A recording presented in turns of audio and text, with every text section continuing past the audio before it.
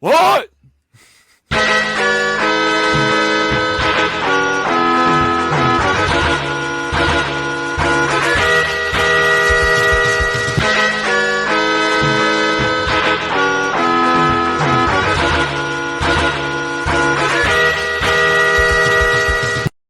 Welcome to Book It, a wrestling podcast for the fans, by the fans. I am your commissioner, Lil X Fudge, and today we are here with your GMs, Damone D Money Allen, Mellow Yellow, the bad guy Kenny, Oh, yeah.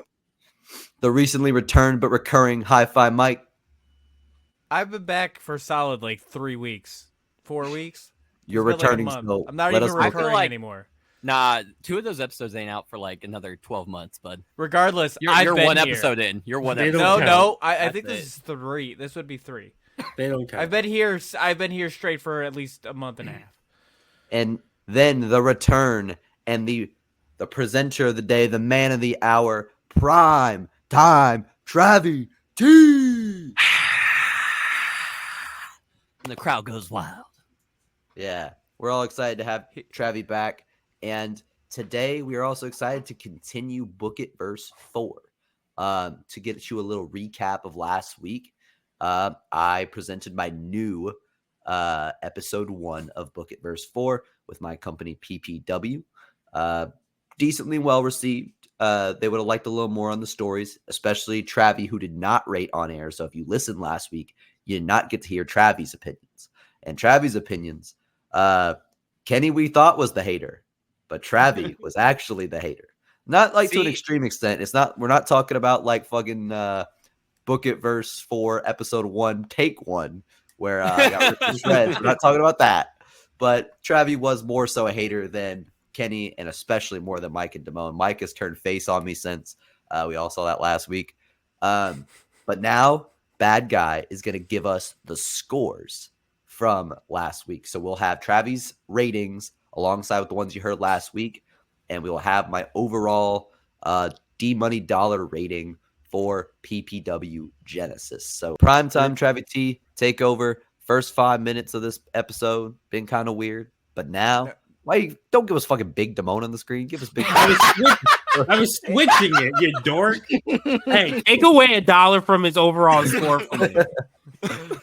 No, Big Damone is crazy. No, last Is week that like Damone Big and I are Pharma? cool. Fuck this week Damone. Big Damone is lobbying in D.C. right now. All right, PrimeTime Travvy T. Cut the teacher's pay. Fuck you. Shut up. PrimeTime Travvy T, tell us what's up. We've got we got some house cleaning to do in the beginning, so we're going to start with our pre-show. The very first thing we see, okay? Pre-show starts as the first thing we see. The pre-show opens up with World Wrestling Alliance President Bruno Sammartino and GPW CEO Paul Heyman in an office. Bruno speaks first. Ladies and gentlemen, we here at the World Wrestling Association believe in a safe and cohesive workplace. Despite being a physical combat sports-based company, we handle our disagreements in the ring. And we hold a zero-tolerance policy when it comes to bullying, hazing, and harassment in our companies. Paul Heyman now enters the conversation.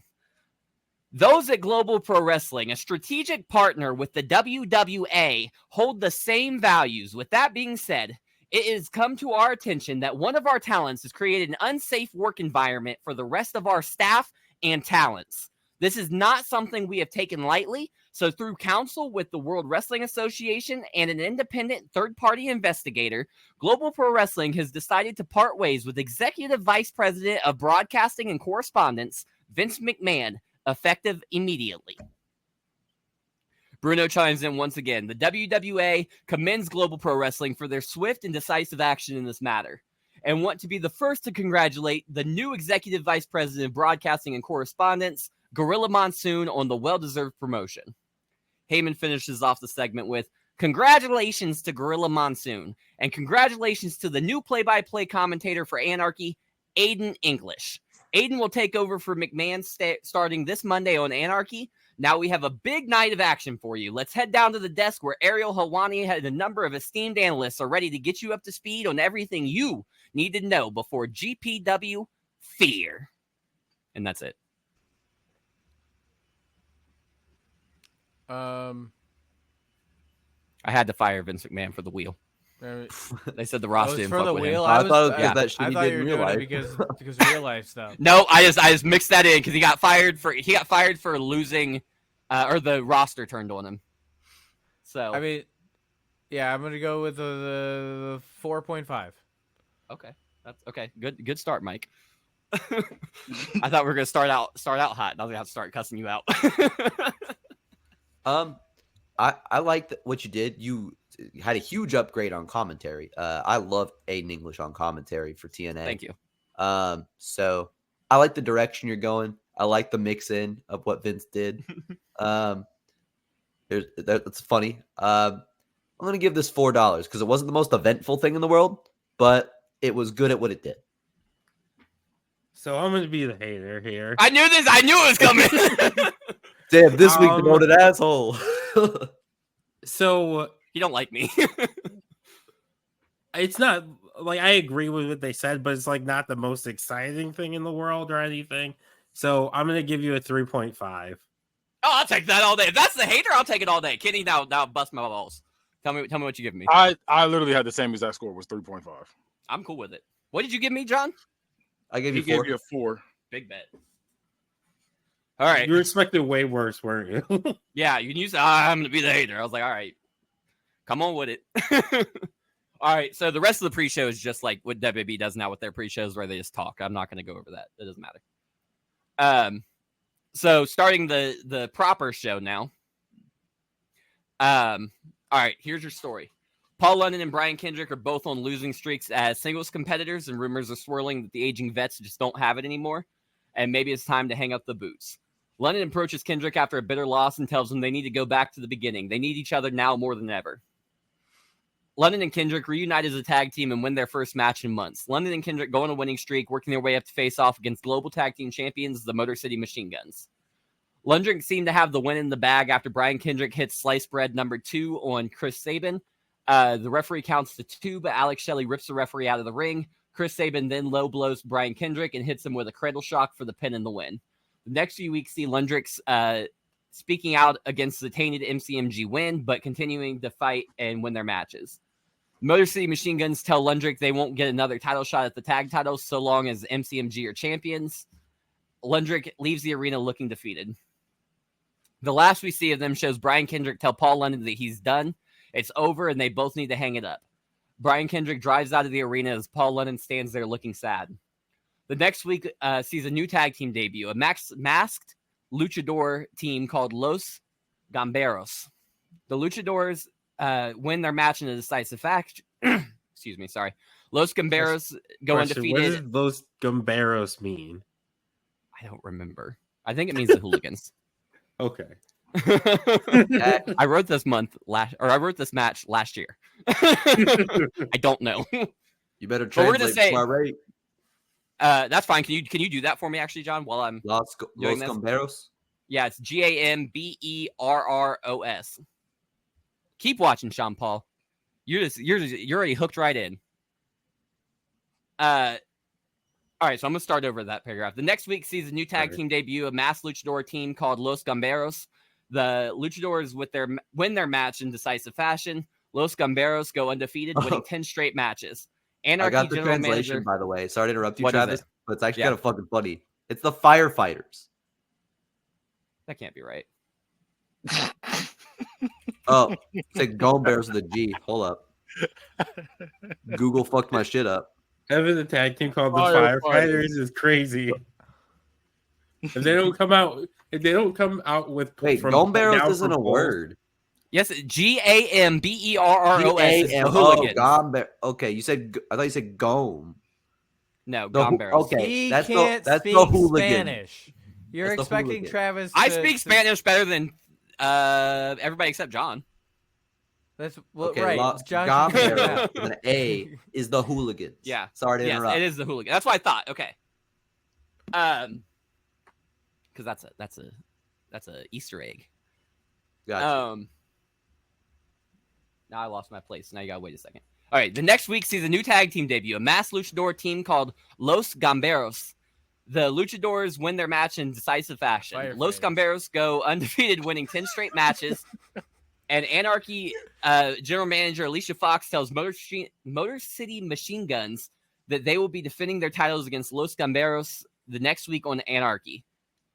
Motor City Machine Guns and Los Camberos have a back-and-forth classic 20-minute match. The match reaches the climax with a reverse STO jumping enziguri combo from Los Camberos to Alex Shelley for the pin and the win. The next week, Los Camberos come out as the new Global Tag Team Champions. Before they can say anything, however, MCMG comes out to interrupt them. Chris Sabin and Alex Shelley demand their rematch. Los Camberos shake their heads no. MCMG say, what do you mean no? You don't get to tell us no. And that's when one of the Los Camberos finally speaks and says, you can't challenge us for these belts so long as we are the champions. In a familiar voice. MCMG looks shocked as Los Camberos take their mask off and reveal that it has been Paul London and Brian Kendrick under the mask the entire time. MCMG lose their minds. They can't believe they've been duped. And the next week, MCMG are backstage begging Anarchy general manager Alicia Fox for a match, which she obliges under one condition. The rubber match between MCMG and Lundrick will be contested in a ladder match at GPW FEAR. All right, so this I did like the beginning, and then just did the spots.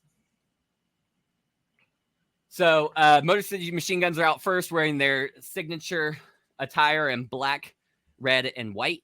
And then the champion's entrance follows. Lundrick comes out wearing their signature gear in a baby blue with light pink and white accents.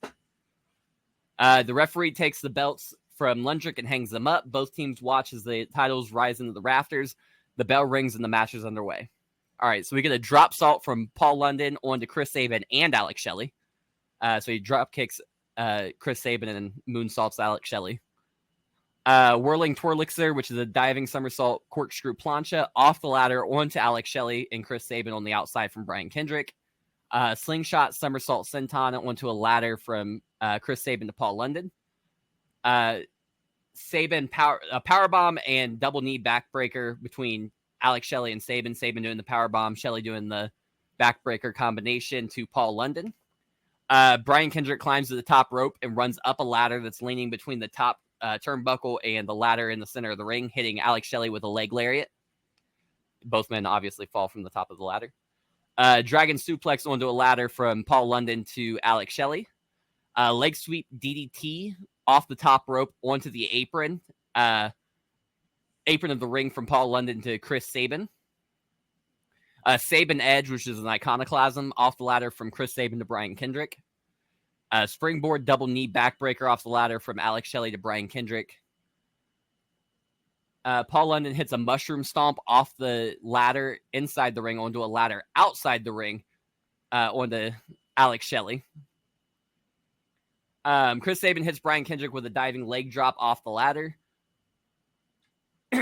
Paul London dives through the center of a ladder and through the middle of the ropes for a suicide dive onto Chris Sabin.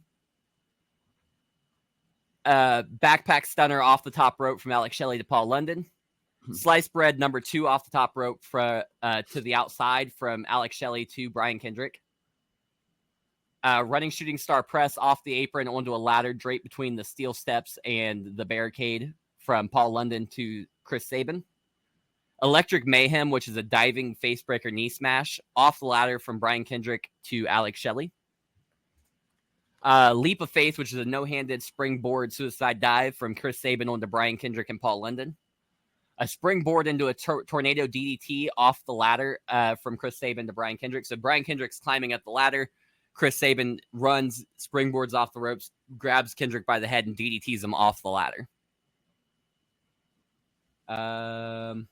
Over Easy, which is an overhead gut wrench backbreaker rack flip sideways into an implant DDT. That's a ridiculous amount of words for one move. That sounded like a food order. I've seen the move. That's what I'm saying. That's a real thing from Chris Sabin. What'd you say, John? I said I've seen that move because I was looking at his moves last week. Yeah. But I saw the name Over Easy. I didn't realize there's so many steps just in the fucking actual move. There's nothing easy about that. No. Yeah, So he hits. That is over hard. I was like, So it's an overhead gut wrench backbreaker rack, flips sideways into an implant DDT onto the steel steps from Chris Sabin to Paul London. Alex Shelley hits a shell shock, which is swinging reverse STO to Paul London. Chris Sabin hits Paul London with a running crucifix powerbomb into the middle turnbuckle. Chris Sabin hits a double chicken wing pile driver off the ladder to Brian Kendrick. Then we get an ASCS rush, which is a spinning soul kick by Sabin, followed by a super kick from Shelley, and then finish with simultaneous jumping enziguris by Sabin and super kick by Shelley, combination on Brian Kendrick. Diving crossbody off the ladder onto the outside from Paul London to Chris Sabin. A reverse STO off the ladder onto the ring apron from Alex Shelley to Paul London. Left turn in Albuquerque, which is a turning frog splash off the ladder from Brian Kendrick to Chris Sabin. German suplex off the ladder from Chris Sabin to Paul London. Automatic Midnight, which is an over-the-shoulder belly-to-back pile driver off the barricade onto a steel chair in the crowd from Alex Shelley to Brian Kendrick. 450 splash off the ladder from Paul London to Alex Shelley through another ladder draped between the ring apron and the barricade. Cradle shocked, which is a cross-legged Samoan driver onto the ladder from Chris Sabin to Paul London. Sliced bread number 2 off the ladder from Brian Kendrick to Chris Sabin. And then finally, Paul London slowly scales the ladder before pulling the tag team titles down, winning the match and finishing the feud with the Motor City Machine Guns. I will take my 5s now. Well, I can't give you that. So overall, the match is fire. Did you move? You used all their moves. All of them. All of them. The only criticism I have is I wish that we got more from the Motor City Machine Guns. The story was very heavy on the Lundrick part of it, but felt very light on the other side on the Motor City Machine Guns. They felt like a bit character, like they were kind of just there. Like I understand they were not the focus, but I wanted more like out of them. Besides, like you just can't face us again because we're the champions. I wanted more. That's fair. I could have made him heelier. Yeah. So, but overall, the match itself was really good. So I'm gonna give you a 4.25. I'll take that. Mo's been setting me up with his intros, like he's gonna give me the worst scores and then been giving me all right. Like, I'm like, okay, I like this. Because I was gonna be the hater here then, because I think the match is what carried this. I thought the story was kind of lacking. And like he said, same thing. I feel like one side was favored more than the other. I'm going to go with a 3.25. And I think that's mostly take that. The things that I understand what Damone's saying, and I get it, but I looked at it as it wasn't necessarily their story. Thank you. So I'm going with a 4.5. Bet. I think I sit somewhere in the middle on this. I do agree with Damone and Kenny's comments that like we could have gotten more from the machine guns, and we could have gotten. And this is funny coming from me, but we could have gotten a little bit more even of the Lundrick stuff. But you paid it off well, and the match was fucking fire. So I'm gonna get a weird number and go with a 3.6. Okay, it wasn't quite a 7.5. Wasn't quite a 5. I do want everyone to take note of something real quick. Yes. All of y'all told me just now to give you more detail. Yeah, that's fine. I just want to put that out there. Hold on. There's a difference between more detail and more. I went in promo. expecting so much, and then like for you to pull a me was weird. Like, also, there's a difference between more detail and all the detail. That's fine. That's fine. I'm just saying I'm still trying to find a happy medium. Yeah. So like y'all didn't like what I was at before. Now I tried to give you something that was more streamlined and focused on the. You turned it down a little bit too much. Okay, that's fine because I think the rest of these matches are more in the middle of what I usually do. Maybe even leaning more towards what my usual style is, to be honest with you. But are we good to go, or is Mike not here? What's happening? Yeah, I think we're good. Okay, I'm just gonna go. He can give me my 5 after when he gets back. Well, he already No. said 4.5. I meant for this match I'm about to present. That's Oh, Well, you know the So way he's confused. been going. You know it's going to be a 4. So at yeah. I was least. gonna say it's gonna be 4 something. I need him to go back and review my scores because he was giving me straight 2.75 3s. Me and John are winning this. Yeah, he's just I'm like, about to redo my show. I want to redo too. I'm just gonna reread my entire show. Yep. I expect nothing but 4s. I gave y'all that offer, and you didn't want to do it. No, I didn't want to redo my show. I said y'all can reread it, and we'll keep the higher score. And you were like, nah. Like, No, we already recorded. It's already out there in the inner spaces. all right, I'm just gonna go ahead and skip through. You know what? All right. I might as well just give you all the scores then, real quick. Since Oh yeah, here. go ahead. Yep. So might as well. Okay, so Travis gave the Sandman versus Darby match last week a 3.25. He gave the Fatal 4-Way Meaty Men match a 3. Dakota Kai and Killer Kelly match a 2. The KO versus Shota Umino match 2.5. He gave the Triple Threat Tag Team match a 3.25. The Nemeth versus Hangman match a 4.5. Abaddon versus Viva Vaughn a 4. And then Saban versus Gargano a 3.75, making his score a 3.28, making John's total show being 3.84. Is that minus the Hell yeah. deduction for the redo?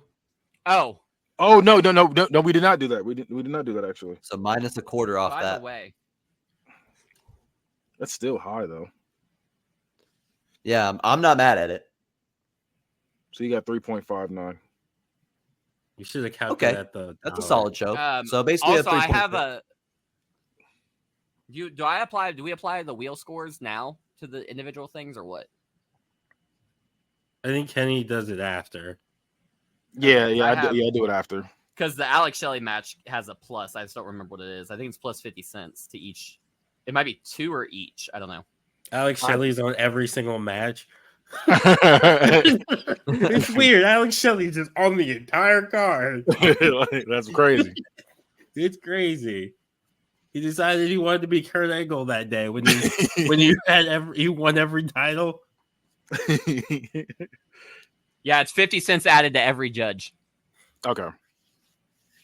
Oh, damn. That's a very good spin. And that's why I did yeah. Lundrick versus them in a ladder match because I knew I would score high Yeah. and then bump that even what higher.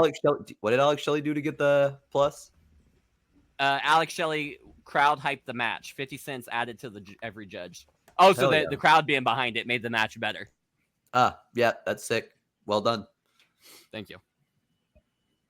All right, so are we good to move on to my next match? Yep. Okay. Keep going. All right. Mustafa Ali is on an incredible run as the Global Pro Wrestling TV champion, competing on both GPW Anarchy and GPW Justice, as well as any pay-per-views, defending his title against all comers. Last month, Mustafa Ali defended his title against Kota Ibushi at Anarchy pay-per-view Rumble in the Bronx, as well as against Cesaro at the September Justice pay-per-view, Global Assault, and Stellar matchups. On Thursday night, Justice Cesaro's out in the ring, and he looks determined to get back on track after losing to Mustafa Ali at Global Assault. Cesaro grabs the microphone and says he's getting back in the win column right here, right now, tonight. This is an open challenge. Anybody wants a chance to come out here and put on a wrestling match against a Swiss cyborg, then be his guest. Cesaro tosses the mic out of the ring and stands with his hands on his knees as he waits his challenger. The lights drop and Rising Sun plays in the arena. The lights come back with a red hue and an anime-inspired video plays on the Globotron. Then out walks the debuting Shinsuke Nakamura, and the crowd goes crazy. Cesaro and Nakamura stare each other down for a moment before shaking hands in the middle of the ring, and then begin circling the ring. The two men have a hard-hitting match that ends with Shinsuke Nakamura hitting the Bumaye for the pin and the win. Shinsuke Nakamura sits on the mat on his knees with Cesaro's unconscious body in front of him. Nakamura stares into the camera with a crooked smile as the entire arena sings this song. Nakamura then leans over Cesaro, grabbing the camera and pulling it close to his face and saying, "Mustafa Ali, it only takes one for the 1, 2, 3. Nakamura then falls backwards laughing. The next week on Anarchy, Mustafa Ali is in the ring for a promo. For 181 days, I have been fighting tooth and nail on every show, every pay-per-view, every single time somebody wanted a shot at the television title. I gave them that opportunity, and I tore the house down no matter who was on the other side of that ring. I could put on a 5-star match with a broomstick. Yet you all boo me? You boo me? I haven't lost a match in over 6 months. 6 months of win after win after win after win. Yet each and every single one of you boo me. But you love to sing his songs, huh? Shinsuke Nakamura, you made your debut to pick the bones that the pride of Pakistan left behind with Cesaro. I tore the Swiss Cyborg into scrap metal, and you had a 50-50 match with him. Yeah, you beat Cesaro. You knocked him unconscious, but there's levels to this, Shinsuke. The truth is, you're just not on mine. You'll never get a shot at this belt so long as I am the champion. Ali lowers the microphone and raises the title above his head. Anarchy General Manager Alicia Fox's music hits, and she walks out. She explains that she has already spoken with Justice General Manager Tully Blanchard, and she wants to be the first to inform Mustafa Ali that tonight Shinsuke Nakamura will face off against Kota Ibushi, and should Nakamura be victorious, the next week on Anarchy, Mustafa Ali will defend his title against Shinsuke Nakamura. Mustafa Ali is stomping and shaking the ropes in protest. Later that night, Shinsuke Nakamura and Kota Ibushi put on a classic match that ends with Shinsuke Nakamura countering a Phoenix Splash with a Bumaye that shuts the lights out on Kota Ibushi. Shinsuke Nakamura covers Ibushi for the pin and the win. Again, Shinsuke stares into the camera and tells Mustafa Ali, I'm coming. You can run, you can hide, but it only takes that one for that house of cards to come crashing down. The next week on Anarchy is main evented by Shinsuke Nakamura versus Mustafa Ali for the television championship. Both men make their entrances, and then we get the presentation of the competitors for a big fight feel. After the ref shows both men the audience the title, he calls for the bell and the match is under the way. Shinsuke Nakamura and Mustafa Ali circle the ring slowly before Shinsuke shoots in for a Bumaye. Ali ducks under with a somersault roll and then slides out of the ring. Nakamura smiles at Ali and gestures that he was this close. Ali shakes his head on the outside as Nakamura waits for him to get back in. Ali is pacing back and forth at ringside before saying that he isn't doing this. He says Nakamura doesn't deserve a shot, so he's leaving. Nakamura rolls out of the ring to cut off his path to the ramp. Ali tries to run away, but Shinsuke chases after him. Ali flings the top cover of the announce desk at Nakamura, temporarily slowing him down. When Nakamura catches up to Ali in the timekeeper's area, Ali smashes the ring bell into the knee of Nakamura, and the referee calls for a disqualification. The referee tries to push Ali away, but Ali tosses him aside before shouting, no, he wanted a fight. He wanted this. Ali grabs a steel chair and starts slamming it across the knee of Shinsuke Nakamura. Ali then drops to his knees and starts chopping away at the knee with the top edge of the steel chair. Ali puts Shinsuke Nakamura's leg inside a steel chair and climbs on top of the barricade. Again, the referee tries to stop Ali, but Ali looks like a man possessed as he throws the referee aside and leaps down, stomping on the steel chair, crushing the knee of Shinsuke Nakamura. Security and medical staff finally flood the ringside area and pull Ali away from Nakamura. Ali heads towards the back as the medical team looks over Shinsuke Nakamura. The medical staff hoists Nakamura onto a medical cart, and they start to drive up the ramp to the back. Then Mustafa Ali comes out of nowhere, attacking the knee of Nakamura again. Ali grabs a steel chair and starts swinging wildly at the medical staff, forcing them to retreat.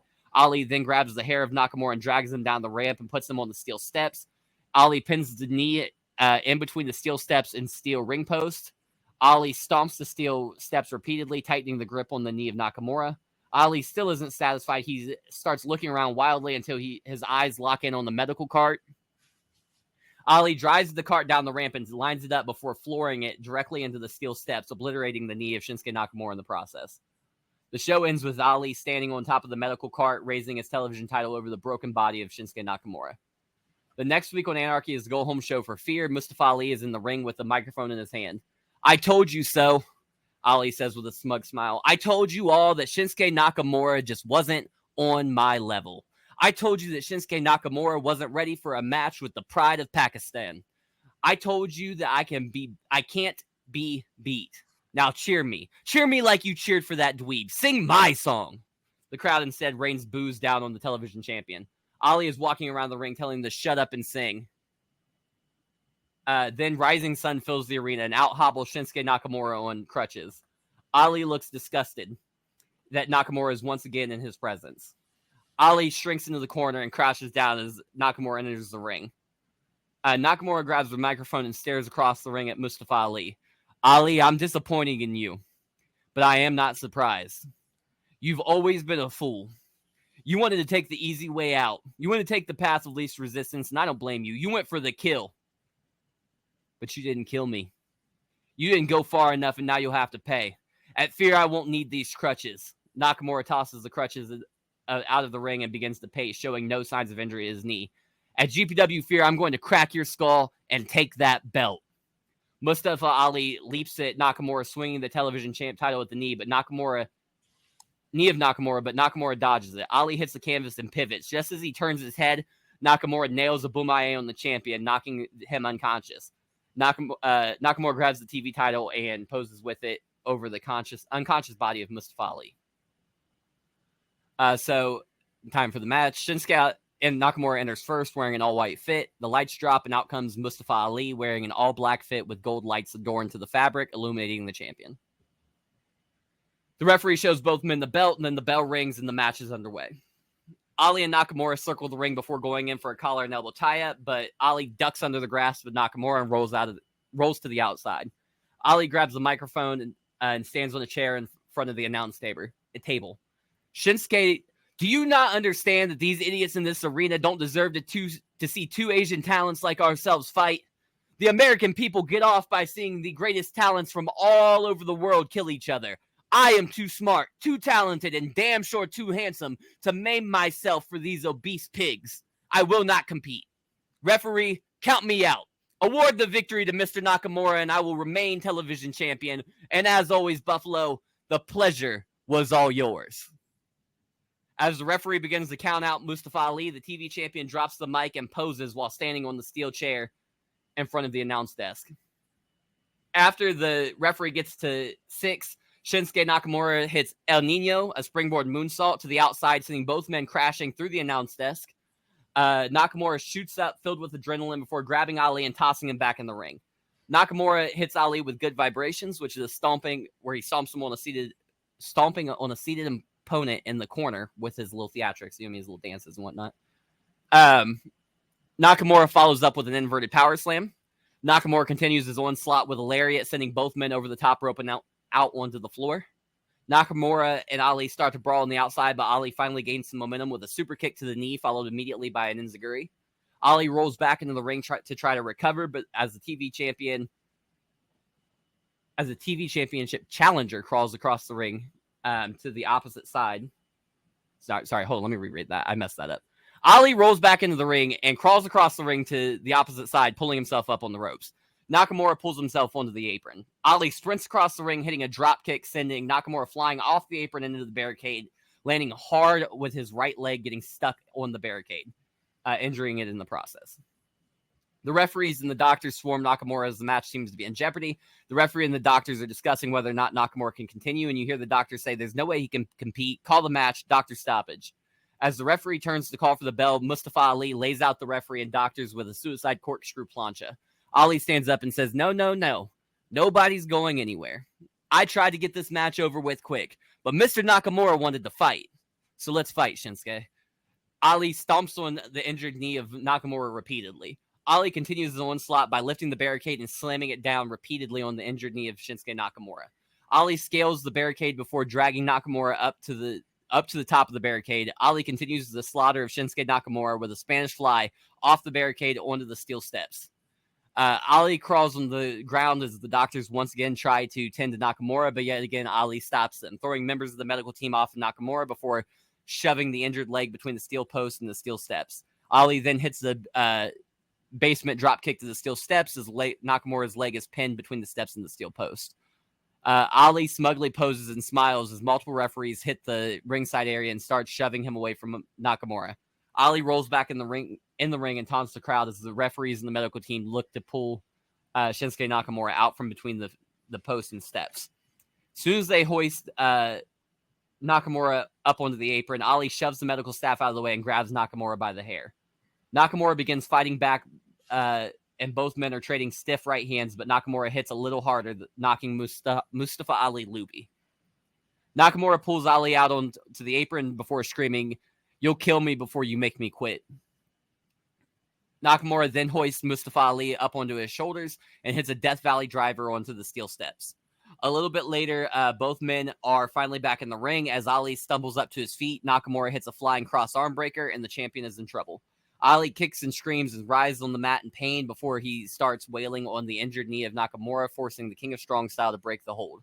Ali starts pushing himself up and starts stomping the injured knee again before hoisting Nakamura to the top rope and scaling up after him. Ali locks in an avalanche single leg crab, and the referee gets the 4.5 count before Ali finally breaks the hold, dropping Nakamura on his head in the process.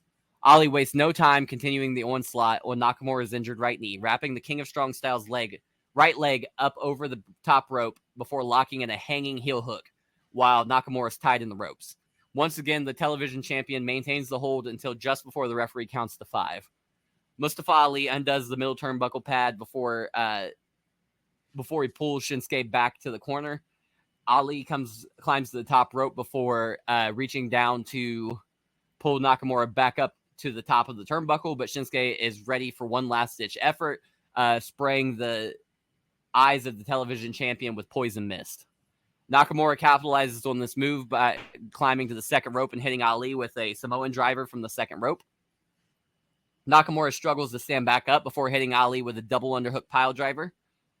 Nakamura rolls over, getting a single arm over the chest of Mustafa Ali. We are 3 seconds away from getting a new television champion against all odds. 1, 2, no.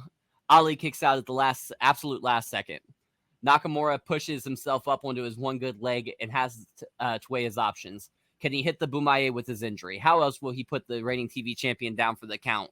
Nakamura sizes Ali up for a buzzsaw kick, but as he goes to connect, Ali ducks under the kick and chop blocks the injured leg of Nakamura. The opportunistic champion drags Nakamura across the ring by his injured right leg, draping the ankle of the injured leg over the bottom rope before climbing to the top rope and hitting a 450 splash onto the injured knee. Ali scrambles over and covers Nakamura with a deep double leg cradle. It's all over. 1, 2, no. Nakamura won't die. Out just before 3. Ali can't believe it. He can't believe what just happened. He stomps the knee over and over and over again before pulling Nakamura to the corner. Ali hoists Shinsuke Nakamura to the top rope before climbing up after him. Ali then hits Nakamura with a leg trap superplex. Ali rolls over, knowing that even Nakamura can't keep fighting after that. Ali pushes Nakamura over onto his back and covers him. 1, 2, and again Nakamura kicks out at the last second. Ali snaps and grabs the referee by the shirt, backing him into the corner as he screams at him, arguing that it was a 3 count. Ali finally lets go of the referee, but when he turns around, he is instantly hit with a snap DDT from Shinsuke Nakamura, flatlining the champion. Nakamura sees the champion down and out, but he knows it's not quite enough. He only has one shot. He only has so much left to give.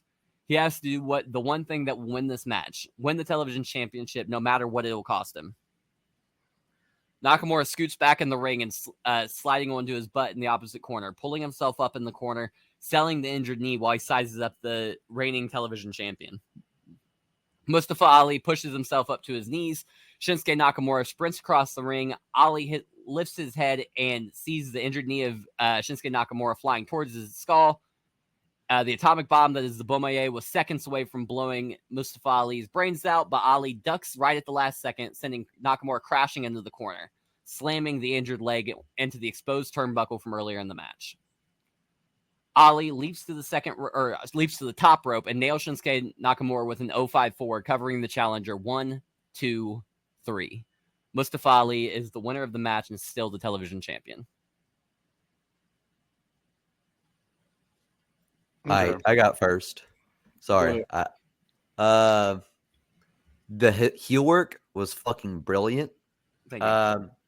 I really liked this match, and you had them busting out old moves like Nakamura was doing shit I know he ain't done since like 2030. You said he did like a fucking big moonsault. I was like, he ain't done that shit in his Fed years at least. That's how he opened the match too. That was the first move of the match. Was a springboard moonsault to the outside. Yeah. I was like, that's 2003 Nakamura Through right the there. announce table. Yeah. No. So much of that was brilliant. Nothing stuck out as a problem. Give that man $5.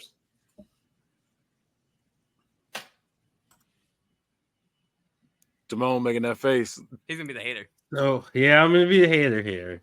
So I actually have a question. So the barricade, is it the current barricade where like it's the padded, or is it the old metal one? It's the old metal ones. Okay, that's what I was figuring.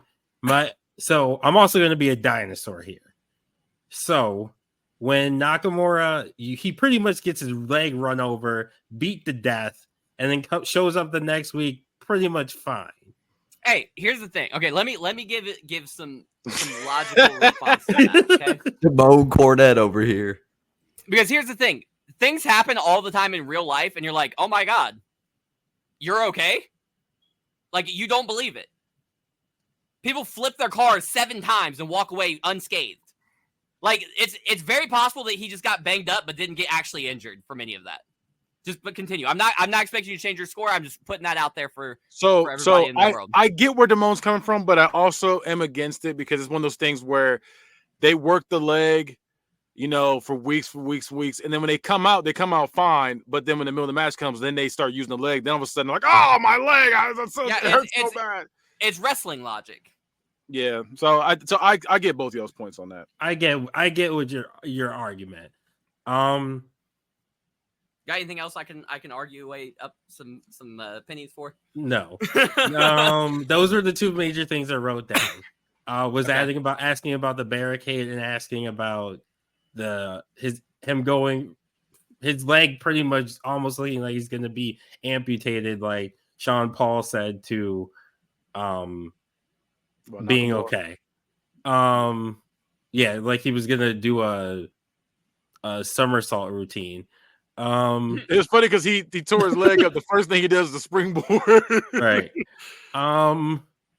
Overall, though, it was good. It was very good. I'm going to give you a 4.25. That's okay. That's where I'm at with it too. I'm at a 4.25. I think the story, it was cool. Like it wasn't like great. I'm not gonna sit there and act like it was great, but it was good. It was a good story. Oh, and then the match wrong was good. person won. I strongly disagree. I think that was a great story. Like that heel work was fucking brilliant. I also agree. I was about to get to that point too. I also agree the wrong person won. I think with that one. That means I built a great. Hey, hold on. Because that means I built a great baby face. You did, and the baby face should have won. But the heel was better. That just is what it is. Hey, so when heel loses, but if I wasted this bad guy on the first person y'all hear him challenge, it doesn't build anything.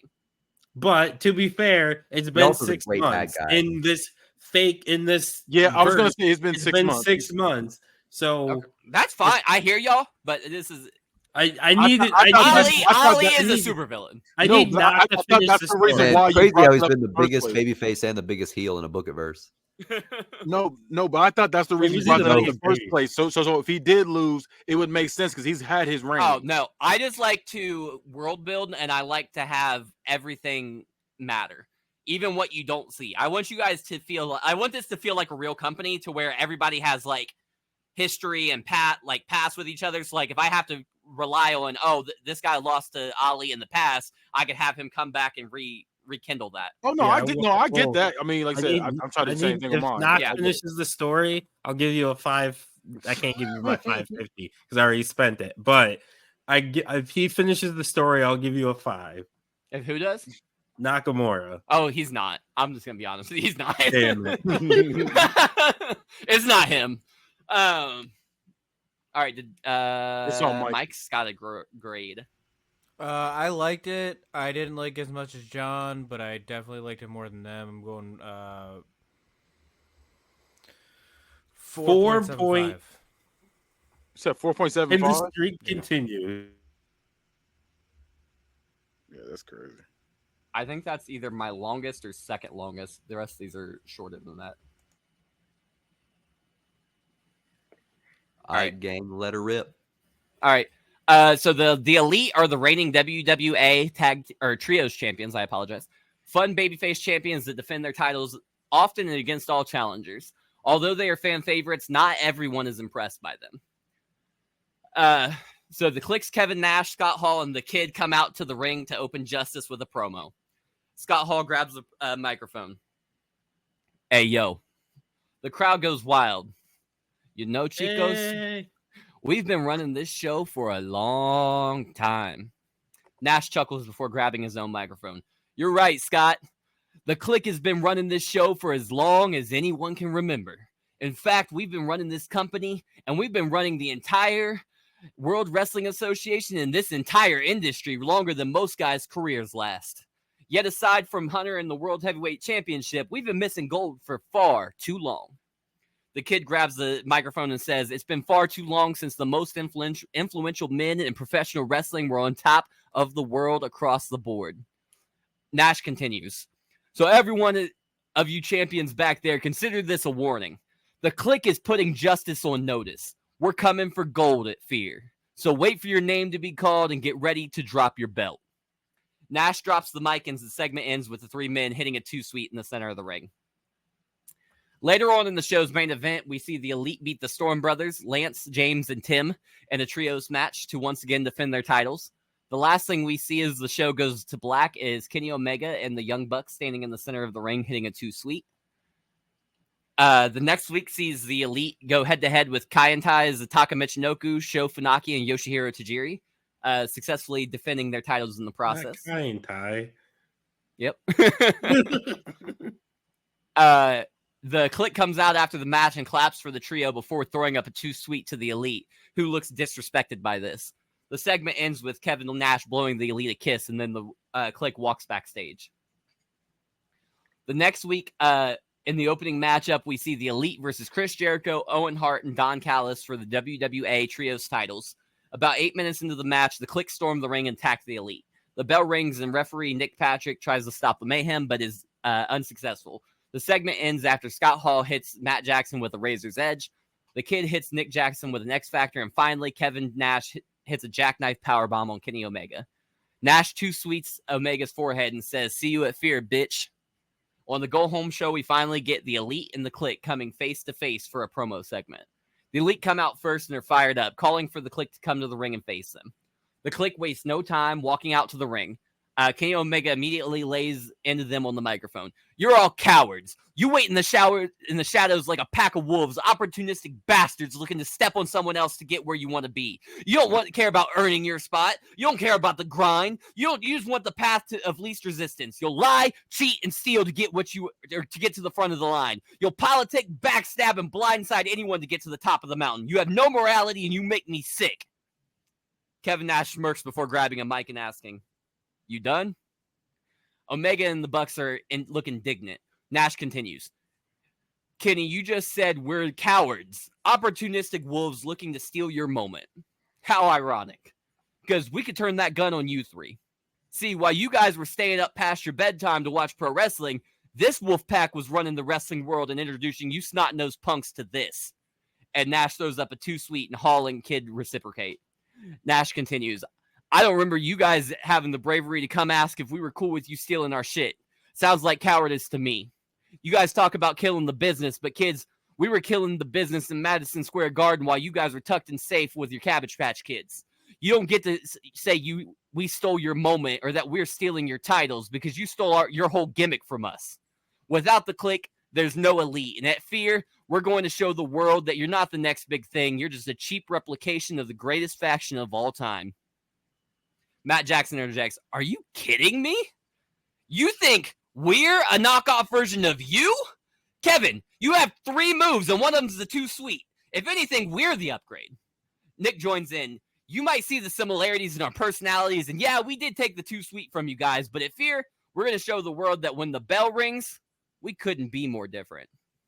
Kenny Omega finishes off with at Fear, you can't politic your way out. You can't pay off the referees. You can't goad us into being disqualified. You have to stand across the ring and look into the eyes of the best damn trio in the world. And the only way you get to those belts is by going through us. At Fear, the Young Bucks and the Best Bout Machine are going to drag your geriatric dinosaur asses to the deepest waters you've ever experienced in your career, and the world will watch you drown under the pressure that we face week in and week out.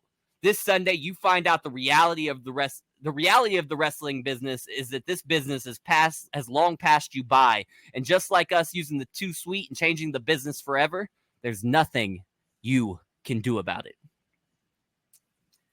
So time for the match. The Click comes out first. Kevin Nash is wearing a black and red singlet with Click written on the chest, and black leather pants and red tassels, black boots, and a red backwards bandana. Scott Hall is wearing red trunks with Click written in black on the back, red elbow and knee pads, black boots, and a black vest with blood dripping down from the shoulders. The Kid is wearing black biker shorts with Click written in red across the with red trim at the waist and legs. Black elbow and knee pads, black boots, and a red bandana. The Elite comes out next wearing Dragon Ball Z Fighters inspired orange gi with blue belt, boots, and accents. The match starts with Kenny Omega and the Kid. The Kid hits a running leg drop to Kenny Omega and then follows up with a Bronco Buster. Kenny Omega tags out to Matt Jackson. Matt Jackson hits multiple rolling Northern Light suplexes to the Kid. Quick tag to Nick Jackson, and he comes in. Wheelbarrow hold by Matt into a slingshot facebuster by Nick to the Kid for a quick 2 count. The Kid hits a six kick to Nick Jackson. The Kid tags in Scott Hall. Scott Hall hits a choke slam to Nick Jackson, followed by multiple slaps to the back of his head. Nick Jackson hits a super kick to Scott Hall, followed by a hot tag to Kenny Omega. Kenny Omega comes in with a Dragon Rebirth, which is a twisting dragon suplex to Scott Hall. Kenny Omega follows up with You Can't Escape, rolling fireman's carry slam, followed by a moonsault from the middle rope to Scott Hall. Kenny Omega goes to the top rope, but Scott Hall is right behind him, hitting Omega with a belly-to-back superplex. Scott Hall tags in Kevin Nash. Kevin Nash makes a big splash right out of the gate, hitting a slingshot crossbody to Kenny Omega. Nash continues with a choke slam to Kenny Omega. Omega regains control with a V-trigger, which is a running bicycle knee strike to Kevin Nash. Omega tags in Matt Jackson. More bang for your buck, which is a rolling fireman's carry slam by Kenny, followed by a 450 splash by Nick, followed by a moonsault by Matt to Kevin Nash. Matt Jackson follows up with a super kick to Kevin Nash. And then tags in Nick Jackson. The Young Bucks hit a double rope hung DDT to Kevin Nash. Nick Jackson hits a step up high knee on the corner, followed by a bulldog to Kevin Nash. Nick Jackson tags in Kenny Omega, and Kenny Omega comes in and hits a deadlift German suplex to Kevin Nash. Omega follows up with a rain trigger, which is a wrist lock transitioned into a short arm bicycle high knee to Nash. Another quick tag from Omega to Jackson. Nash starts fighting back, going on a hot streak. Nash hits a big boot to Jackson. Nick Jackson comes in, but Kevin Nash hits him with a one-arm pendulum backbreaker. Nash continues his onslaught on the Young Bucks with a walking sidewalk slam to Matt Jackson. Nash follows up with a snake eyes to Nick Jackson. Nash continues with repeated strikes and repeated elbow strikes to a cornered Matt Jackson. And then finally, Nash hits a jackknife powerbomb to Nick Jackson and tags in the Kid. The Kid comes in hot with a spinning heel kick to Matt Jackson. The Kid follows up with a diving leg drop to Matt Jackson for a 2 count. Jackson hits a worst case scenario, which is a victory roll flip forward into a modified wheelbarrow facebuster as a wheelbarrow body scissors counter to the Kid. Matt Jackson tags in Kenny Omega. Kenny Omega hits a Kreutz Wrath, which is an electric chair dropped into a bridging German suplex from the second rope to the Kid for a 2 count after Scott Hall breaks up the pin. A little later, the Kid hits Kenny Omega with an X Factor sit-out facebuster from the top rope to Kenny Omega for a 2 count. After a bit of a back and forth, the match devolves into a 6-man brawl when the referee loses control of the match. Nick Jackson hits a slingshot sit-out facebuster to Scott Hall, followed by an Asai moonsault to another. I don't know why I said to another. To Kevin Nash at the ringside. The Kid hits a Buzz Killer, which is a crossface chicken wing to Matt Jackson. Scott Hall hits a diving bulldog to Matt Jackson. Kenny Omega hits Scott Hall with a Kotaro Crusher, which is a leapfrog transitioned into a one-handed bulldog on Scott Hall. Matt Jackson hits a spear to Kevin Nash. The Elite cleared the ring except for the legal man of the Kid As the kid pushes himself up to his knees, the Elite hit him with a super kick party. The Young Bucks and Kenny Omega hike the crowd, and then Matt Jackson lifts the kid for a pile driver as Nick Jackson goes to the apron and springboards in for a Meltzer driver on the kid. Young Bucks roll out of the ring, leaving only the legal men of Omega and Kid in the ring. Kenny Omega hoists the kid onto his shoulders and signals to the crowd before slamming the kid down with a one-winged angel for the pin and the win.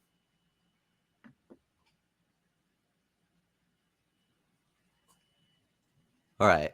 I have a few points about this one. My big thing is that I wish this feud between, like, I like that you did this matchup. Mm-hmm. It's like a good, like, dream storyline. But with this dream storyline, I would have liked to have seen a lot less, like, serious, like, you know, I'm the better person, my legacy means more, and more, like, meta goofy shit. Like, more of, like, the stuff that makes these groups them. Like, a lot of that fourth wall shit. I feel like I did a lot of that. I referenced the Madison Square Garden. I referenced the Young Bucks catchphrase of killing the business. I talked about politicking and paying off people to get their way and using their stroke backstage. Like well, no, you mentioned it in the promos, but what I mean is I just would have liked to have seen more goofy shit. Does that make sense? I think with these, no. You said I mentioned it, but then like how else would I? You mentioned them in a very serious promo. I would have liked to have seen some goofy shit of some kind. I feel like with those groups, there's bound to be some fuckery and shenanigans. It's not going to be all like serious promos and passion. Do you mean like you would have the Young Bucks and Kenny Omega dress up as like the NWO or maybe when I think of these groups, I don't think of like, you know, passion and seriousness. I think of people that like, you know, almost dangle how little they care sometimes, like especially the NWO. I would have liked to have seen some bullshit. That's all I'm saying. Fair. I can see where you're coming from. Like the demeanor was much too serious and passionate, and that's never been how I feel either of the groups presents themselves. I didn't really think either one of them were very like they were passionate, but I don't think they were very serious. Like Kevin Nash was blowing kisses, and like the Young Bucks are like, "Are you kidding me? You couldn't lace our boots. Like, what the fuck are you talking about?" Yeah. Like they're like openly laughing in their face about it. Like it's not just I didn't go through and do like they spray painted them or they did the impersonations scenes, but yeah. I get it. That's my critique of it. Is I would have liked to have seen it be more goofy. Well, no, an impersonation scene would have been great. And then the match. Thanks. The match was solid. I don't think the match was that great compared to your last match, or just. I'm gonna give this. I'm gonna give this a Travis mid of a 2.75. Wow, that is so fucking low. That is way too low for this. Other than the fact that they should have done the thing that I just said that I forgot that I said. Impersonation segment. Yeah. That. But that's I'm not gonna hold that against you. That was something that came post. It wasn't perfect. It could have been goofier, but 2.75. Not 2.75, 4.75. I was gonna say you just gave him the same thing that John did. I meant 4. That's a huge fucking difference. Yeah, I was like, what? It's because John said 2, so 2 is in my brain. I'm not gonna lie, I was definitely the hater here. I didn't like this. I really didn't. I'm not gonna lie to you. Damn, I thought I was the hater. Yeah. It's not like a 1 or anything like that. I was gonna give it a 2.25. I think they weren't bad promos. It's one of those things where I just didn't care. Like it got to that point where like I feel like it didn't warrant where we're at now, in my opinion. That's just me. I just think it was, I get, they're talking back and forth, but it just didn't feel like a rivalry like that. It just kind of felt like, hey, we do Too Sweet. We also do Too Sweet. Let's fight about it. That's what it felt like to me. That's fine. That's perfectly fine, though. That is 1,000% okay. It's wrestling logic. You're supposed to argue. Mike, we can't do that with every match. We can't do that every match. It's all wrestling. Everything's wrestling logic. You have. So what are we doing here? We might as well just give everything a 5. We got I'm not saying give it a 5. I'm just saying that there could be some sort of suspension of like disbelief I get it, but and realize it's wrestling. there's logic. gonna be things I don't like. This is one of those things. Right. And I don't think You it's can't. that. You can't just. I A can't lot of say those it's things wrestling I don't logic. like I don't are think good. this is Can't be 2.25 low. That is so low for this. Well, he said he's the hater. So what did you give it? I gave it a 2.25. I was at a 2.25. Okay, It wasn't I'm not that disgustingly low. egregious where I was like, this is a 0.5. This is a 1. I just didn't care. That's how I felt with this story. I just didn't care. And I feel like I don't know. It just didn't warrant that. Like, I feel like it didn't need to get here. That's what I feel like. I feel like the. Can you tell so me I you feel didn't like care the- one more time, please? I did not care.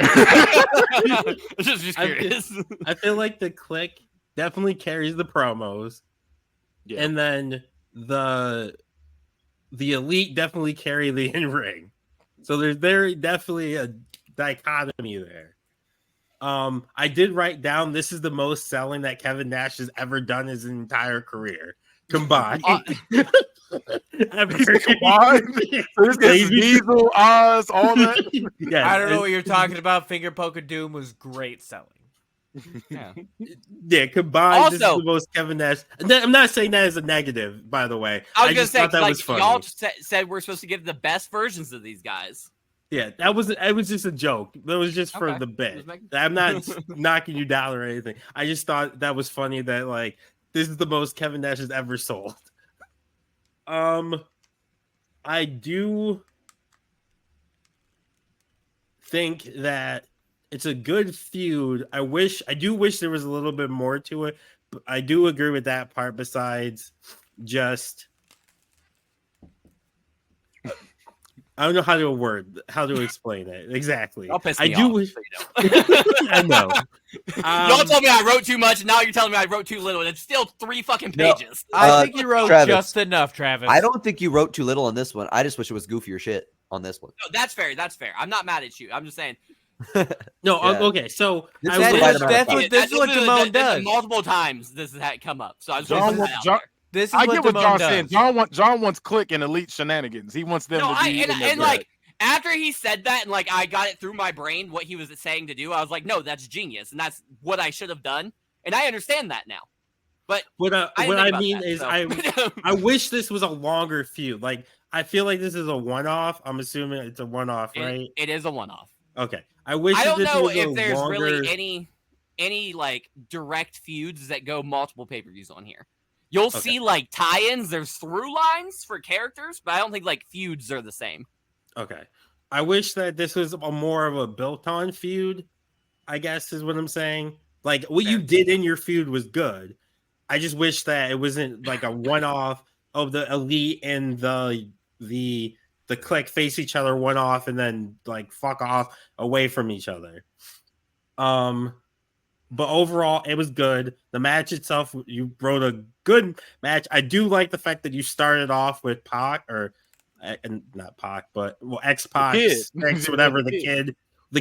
Yeah. I'm glad Yeah, you started off Purple with him because in ring he's gonna carry. Well, him and Scott Hall are gonna Yeah. be carrying that end of the Right. ring in ring work, Which is Um, fine. which is fine. Yeah, I'm not saying that as a bad thing. Okay, I'm saying that as a compliment. You did it. You did that correctly. Yeah, You keep wrote Kevin the Nash match out in that a very fucking good ring. way. I to almost hide made Kevin the Nash's his weaknesses. finish the one winged angel onto Kevin Nash just because of how crazy that would be. What But are you saying? I didn't want anybody to be like he can't bend up like that. He can't fold up like that. He's So I was going like, to I'm tear not a gonna quad do if you do that. it. Yeah, to him. exactly. He tore Can you quad in imagine this big match ass fucking anyway. Kevin Nash again? That would be so awkward. Fuck his Um, quad. But I'm gonna give you a 3.75. Okay, I'll take it. Sell the goddamn move. We don't care about you, Kevin. We want Kenny to keep wrestling. We don't need a Kevin Nash match in 2024. Fuck him. Hey, I love me a jackknife powerbomb though. There's so many wrestlers who do power bombs better. Fuck Fuck him. your quad. You can't do a I good don't- jackknife. I agree with John. I don't think the jackknife is that great. I like a jackknife. He doesn't even do it. Like he just holds you and he just drops Yeah, you. he just releases you. Yeah. Undertaker's Yeah, last imagine ride if is I- better. He's so Imagine lazy. you just fall from He's the fucking like sky. 7 feet tall. That shit's Now- scary. Imagine being Oh. slammed from 7 feet tall. Yeah. That's a big Undertaker difference. did it That's so way much worse. better. Yes. Yeah, but at I least don't know you, about like, that. I do not agree No, with the that at last all. ride where he I fucking would be hiked super up her afraid pants of and- fucking. Ah. Because here's the Here's thing. the Here's the thing about though. that. He's not slamming you and he's not tossing you. He's just let go. Like that's it. Well, You're here's the fucking thing, falling, though. man. That's Think about it scary this as fuck. way. Think about it this way. At least with the slam, like he's controlling you, you know you're safe. You have no with idea. the letting you go, I'm if not you talking fall about wrong- workers' rights here, Damone. I'm talking about if fucking. you fall, no, I'm I'm saying talking about if I pick, fucking if I, injury. that's what I'm saying. He could. No, you're not safe then. They're not holding you to keep you safe. They're Travis, slamming the I back of know your head that. against the fucking ground. I Sorry, I'm not understand trying- that. Let me back but up from my mic. what I'm saying is, Don't get me heated. either way, it sucks. You're landing. You could land on your fucking neck. I think a slam, either slamming them or tossing them, is more intimidating. When you see the border toss, he's just throwing you, you're flying. It's like, oh snap! Especially That's a if you're different fruit weight. move. That's not No, the power bomb. I'm just saying when you have somebody that's being tossed, that's one thing. Yes, somebody being slammed straight down, it's like, damn, uses Hey. power. But then you just let go, Hey, it's I- like, oh, All I'm gonna say about I'm Next Next powerbomb power time- bomb. is that the Undertaker and his last ride are so fucking sick when he just hikes up your fucking drawers up your ass and slams you down. Nothing's better. Hey, you. A I freak for think that. you just want. yeah, your it was hands a up, kinky You ass. didn't have to mention that part. Yeah, I want to Uh, see yeah. A-Train's fucking ass. Sure. Added that part. That's nasty. He said when they That's get them not- draws, if they crack, boy, I tell you. No, Wait like, a minute. Wade does Like it. the He goes Organiclovin.com. so high. It's a All right, sick powerbomb. we got some more show to go. So Yeah, let's let's do get, this. I'd like to get I'd this. like to go to bed. All right, Bailey is the reigning WWA Women's Champion, and will do anything to keep it that way. Bailey is obsessed with her belt and has enlisted Dakota Kai and Io Sky to help keep her on top. Fire. Despite being a very remarkable wrestler, Bailey is not above cheating to win. The only thing she cares about is keeping her title around her waist by any means necessary. Last month at Global Assault, Bailey won a triple threat match between herself, Saraya, and Alexa Bliss. Nah, Alex, After Io Sky and Dakota Kai handcuffed Bliss to the guardrail on the outside. The next episode, on the outside, Bailey then hit Saraya with is it Saraya, right? That's how you say it? yeah. Saraya. Okay, I just want to make sure. I always fuck that up. With a rose plant onto an open steel chair to retain her title. The next episode of Justice sees Bailey and Damage Control out for a championship celebration. The ramp and ring are lined with red carpets. The ring has butlers ready to serve champagne as well as 3 stools. And the stage has an orchestra on one side and a choir on the other. Damage Control comes out first, introducing Bailey as still the WWA Women's World Champion. Bailey comes out in an evening gown, walking 2 white tigers on chains to the ring with her as the orchestra and choir plays her to the ring. Bailey hands off the tigers to their handlers and gets to the ring. She grabs the mic and sits down on the center stool. What have I been telling you all week after week after week? The That you crowd like boos white Bailey. tigers? I told you all that no matter who you think is better than me, in the ring, on this microphone, anywhere in this industry, you're only lying to yourselves. I have lapped this roster. I've lapped this entire industry. I am the greatest of all time. I'm on a whole other level that nobody in this business has ever ascended to. My entrance featured a choir, an orchestra, and 2 freaking tigers. Nobody else can get that kind of entrance for the biggest match of their careers, and I got that entrance to come out here and rub this title in each and every one of your filthy little faces just because I can. The crowd is eviscerating Bailey with boos now. I have beaten them all at this point, guys. There's nobody left. I slaughtered all of your heroes. Now look me in my eyes when I say this. The camera zooms in for a close-up on Bailey's face as she stares coldly into the camera. I'm your only hero now. The camera zooms in the camera stays on Bailey for a bit before she gets blasted by Alexa Bliss out of nowhere with a shot to the back of the head. Bailey rolls out of the ring and Damage Control attacks Bliss. Bliss fights back, grabbing a stool and breaking it over the back of Kai, sending her scurrying out of the ring. Bliss then nails Io Sky with a Sister Abigail, sending Sky reeling. Bliss stands on the middle rope shouting that Bailey hasn't beat her yet, and she's coming for that title as Bailey and Damage Control slink up the ramp. Alexa Bliss is in the ring for the promo the next week. Bailey's delusional ass has been allowed to commandeer this division for far too long. Honestly, I don't know who to blame at this point. Should I blame Tully Blanchard and his cabinet for not putting a stop to the inequities that have been committed by Bailey and Damage Control? Should I blame Damage Control for consistently being deciding factors in the outcomes of Bailey's title defenses? Should I blame Bailey for stooping to such underhanded tactics? Or should I blame the rest of this division for allowing this to continue night after night, week after week, month after month? You know, after Global Assault, I sat in that arena long after the fans left and went home. After all the talent showered, packed their bags, and headed off to the next town. After management finished all of their meetings. Hell, I was there after the ring crew had everything disassembled and were long gone too. I sat in that empty arena and I asked myself all those questions. Who can I blame? I decided that if I was going to blame anyone, it would be myself. For all of this time, I've chased after Bayley, and I played by the rules because I was afraid for my career. It's no secret that Justice General Manager Tully Blanchard has his favorites, and Bayley and Damage Control are definitely some of his crown jewels. I, like the rest of the roster, have feared standing up to Bayley outside of a regulation match because I was afraid I'd lose my job. I was afraid I would lose everything I worked for. So I walked on eggshells, but not anymore. I will walk through fire to stop Bayley. I will do whatever it takes because the rest of my career is going to be me fearing to speak my mind and fearing that each night could be my last and I have no career anyway. Bayley, watch out because I'm going to run the gauntlet and I'm going to catch you again. And then you'll realize why they say there's nothing more dangerous than someone with nothing to lose. Bliss tosses the microphone and stares aggressively into the camera. The next week on Justice, we see Alexa Bliss versus Saraya versus Naomi versus Trish Stratus in a Fatal 4-Way title eliminator. Alexa Bliss wins by hitting Twisted Bliss on Naomi. After the match, Bayley comes out with Damage Control, clapping. Alexa, I have to hand it to you. You said you were going to do it, and you did. Bravo. Bliss is lying across the middle rope, staring at Bayley viscerally. Alexa, I have really been sitting back and pondering what you said last week.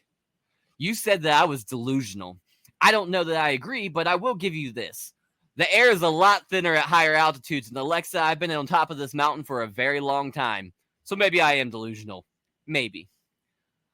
Let's check the facts on that. I tell these people that I'm going to go out there and defend this title, and there's nothing any of you girls back there can do about it. So far, I've been right 100% of the time.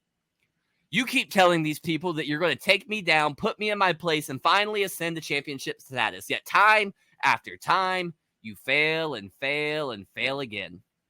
I'm starting to wonder if you're not the delusional one. I'm tired of letting liars like you skip the line for second chances. These people deserve to watch someone who can do what they say they're going to do. I know you just won your little match and you think that means you get a shot at my belt, but you're wrong, Alexa. Last week, you told the world that you would run the gauntlet to get your hands on me again. So, show me and these fans that you're not delusional and you're a woman of your word. If you want a shot at my belt at Fear, then you're going to have to do what you say you were going to do.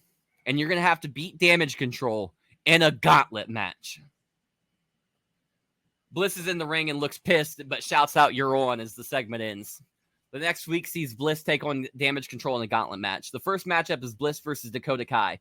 A back-and-forth match that ends with Kai, when Kai goes for a KO kick, but Bliss slips out of the way between the top and middle ropes. Bliss pulls herself up and over the top rope, and Kai hits Kai with a code red for the pin and the win. Io Sky immediately gets in the ring and starts attacking Bliss. Maintains the majority of the momentum in the match. Io Sky goes for the over the moonsault, but Bliss rolls out of the way at the last second. Sky bounces off the canvas to her knees, and Bliss scrambles over and grabs Sky by the back of the neck and nails her with Sister Abigail for the pin and the win. The referee calls for the bell and raises Bliss's hand. Bayley stands up from commentary, clapping her hands, and then gets in the ring with a mic. Congratulations, Alexa. I didn't think you could do it. I guess I'll see you at Fear. Bayley extends her hand and stands there for a moment looking disgusted. Or Bliss stands there for a moment looking disgusted. She looks around thinking about shaking hands, and then Bayley pulls her hand back and tells Bliss, "I said all of Damage Control." Bayley drops the mic and hits Bliss with a Bayley to belly. Bayley tosses her title out to the side. She rips off her jacket and she sizes Bliss up for the rose plant. Bliss stumbles to her feet and turns right into Bayley, who goes for the rose plant, but Bliss reverses her into a small package for the pin and the win. Bayley can't believe it as she rolls out of the ring and stares up at Bliss in the ring, who now who has now grabbed Bayley's title and is standing on the top rope, posing with it, looking down at Bayley. Alexa Bliss comes out first wearing a Tinkerbell-inspired gear with a green top, green skirt, green boots, and white knee pads. The champion comes out next wearing a gold fit with red and white accents. The referee presents titles to both women, and the bell rings. Bayley and Bliss are in opposite corners. Bayley is laying back in the corner with both of her arms outstretched on the top rope, and Bliss is crouched down with both hands on the canvas, eyes locked in on Bayley, and looks locked in and keyed up, ready to go. As soon as the bell rings, Bliss immediately bolts at Bayley, hitting her with a stinger splash. Bliss keeps up with the frenetic pace forearm smashes to the champ's skull. Bliss hits a standing dropkick, sending Bayley to the mat. Bliss hits the ropes and blasts Bayley with a Busaiku knee. Bliss stands up and hypes the crowd as Bayley stumbles to her feet. Bayley staggers around and Bliss flattens her with a Bliss DDT. Alexa Bliss hooks the outside leg with her arms and wraps her legs around the inside leg for a deep cradle. 1, 2, 3. No. Dakota Kai puts Bayley's wrist on the bottom rope, forcing a rope break. Bliss can't believe it. She thought she had it in the bag. While Bliss struggles with reality, Kai and Sky pull Bayley out of the ring to recover. Bliss doesn't allow the champ to recover, though, as she hits a suicide springboard plancha, laying out Dakota Kai, but Io Sky was able to pull herself and Bayley out of the way. Sky rolls Bayley in the ring and climbs on the apron to go in after her, but Alexa Bliss scrambles up and grabs Io Sky, hitting her with a powerbomb off the apron onto the ramp. Bliss rolls back in, and Bayley is now stirring and limping up to her feet. Bayley turns around to Bliss, sprinting at her and leaping towards her, but Bayley reverses it with a flapjack onto the top turnbuckle. Bayley grabs Bliss and hits a Bayleyplex, which is an exploder suplex into the ring turnbuckle. Bayley pulls the challenger up to her feet and Irish whips Bliss into the opposite corner. Bliss hits head first and does the Shawn Michaels flip over, landing on the top turnbuckle, facing towards the crowd. So she's basically sitting on the top turnbuckle, facing away from the ring. Bayley hits a Bliss with the Bayley Kinrana, which is super inverted Frankensteiner. A little later in the match, Bayley hits a jumping clothesline followed by multiple punches to the face. Bayley hits Bliss, or goes to hit Bliss with a deadlift German suplex, but Bliss bounces off the back of her head and she lands on her feet, stumbling across the ring. Bayley sees this and instantly runs the ropes before putting Bliss down with a corkscrew back elbow. Bayley grabs Bliss by the hair and drags her all over the ring before thrusting her into the turnbuckle. Bayley followed up with a running back elbow to a cornered Bliss, followed by a running turnbuckle thrust before taunting the crowd. Bayley sees Bliss pulling herself up to her feet again, and Bayley blasts her with a big boot, putting her back on the canvas. Bayley signals for the end, sizing up Bliss for the Rose Plant. As Bliss turns around, she reverses the Rose Plant into a small package, nearly stealing the win as Bayley kicks out just before the ref's hand counts 3. Bliss springboards into a Code Red, which is a sunset flip powerbomb from the middle rope on Bayley. Bliss follows up with insult to injury, which is a standing double knee drop, followed by a standing moonsault double knee drop for a quick 2 count. Bliss rushes after Bayley, but Bayley reverses it with a back body drop, sending Bliss over the top rope and onto the floor. Bayley follows up with a baseball slide through the corner to Bliss. Belly to back suplex onto the barricade from Bayley to Bliss. Sliding clothesline from Bayley to Bliss. Bayley flings Bliss into the ring before climbing up onto the canvas. Before getting her into the ring, however, Bayley begins screaming and arguing with the crowd that's booing her, but she's wasted too much time. When Bayley turns around, Bliss sprints towards her, leaping over the top rope and punishing Bayley with a sunset flip powerbomb onto the barricade. Bliss drags Bayley onto the apron before blasting her with a monkey flip into the steel post. Bliss maintains the momentum with a somersault leg drop off the top rope onto Bayley as Bayley hangs over the top rope. Bliss goes for the pin, but Bayley kicks out at 2 yet again. Bliss pulls Bayley to her feet, but Bayley nails Bliss with a Saito suplex. Bayley goes for the pin and the win, but Bayley kicks out at 2 yet again. Bliss pulls Bayley to her feet, but Bayley nails Bliss with a Saito suplex. I just read the same thing again. I'm sorry. I'm just going to continue from there because I lost my place. Bayley continues with the onslaught with a Rose Plant, arm trap, headlock driver. Bayley goes for the pin. 1, 2, no. Bliss kicks out at the last second. Bayley is irate. She runs the ropes and hits Bliss with another sliding clothesline. Bailey goes for another one, but Bliss reverses with a drop toe hold, followed by a tiger feint kick. Bliss follows up with a springboard clothesline. Bliss grabs Bailey and pulls her to her feet. And as the crowd screams for their hero, Bliss plants Bailey with a sister Abigail. Bliss drags Bailey in front of the corner and climbs to the top rope and blasts the champion and Twisted Bliss. Bliss covers the champion for the 1, 2, but just before the 3, Sky and Kai pull the referee out of the ring. The referee begins to argue with Dakota Kai and Io Sky, but in the end, the referee ejects Damage Control from ringside. Back in the ring, Bliss rushes at Bailey, but gets met with a Bailey to belly suplex. Shit. Bailey goes for the pin, but Bliss kicks out at the last possible second. Bailey then takes Bliss to the corner, hoisting her up to the top rope before climbing up after Bailey then leaps from the top rope as she puts the challenger to the mat with an avalanche Bailey to belly for the pin and the win. Your turn. You get to tell me stuff now. Okay, I'm about to say I'll start this one off. Okay. I really, really like this. I really did. Oh. Yeah. I had literally no problems with this. I was invested the entire time. I love them both in ring anyway, so that's perfect as well. And like I said, I literally had no problems with this. I'm going with a 5. So at first I thought you were gonna. I was like, how is it a gauntlet match with 2 people? Like, that's not really a gauntlet match. I was ready to ask you, is there extra members of Damage Control we don't know about? But then you did the swerve, which I thought was really good and great heel work. And then I like the fact that you had Bliss win that in order to secure the match at Fear. And the match was good, really great. So I'm gonna give you a 5. Let's fucking go. I agree. Okay. I really liked it. I'm gonna also give you 5. Okay. I'm gonna be a bit the hater here, but not like a mega hater. Like, I still liked it, just not as much as them. You don't like women's wrestling, I understand. Yeah. You can beat allegations. So all it takes is $5. I'm just saying. I like your convincing. I'll give you an extra 10. You know what, John? Save it for my show. Save the $5 for my show. Save it. Let it accrue some interest. I'm not giving this a 5, but I will give an extra 10 cents for Travis's argument. That's crazy. I thought that the promo opening was really good. Some of the heel work was really good. I did think like some of the promos and the spots were a little uneventful, excuse me. Like, there's some of it where I'm like, all right, I could have cut this.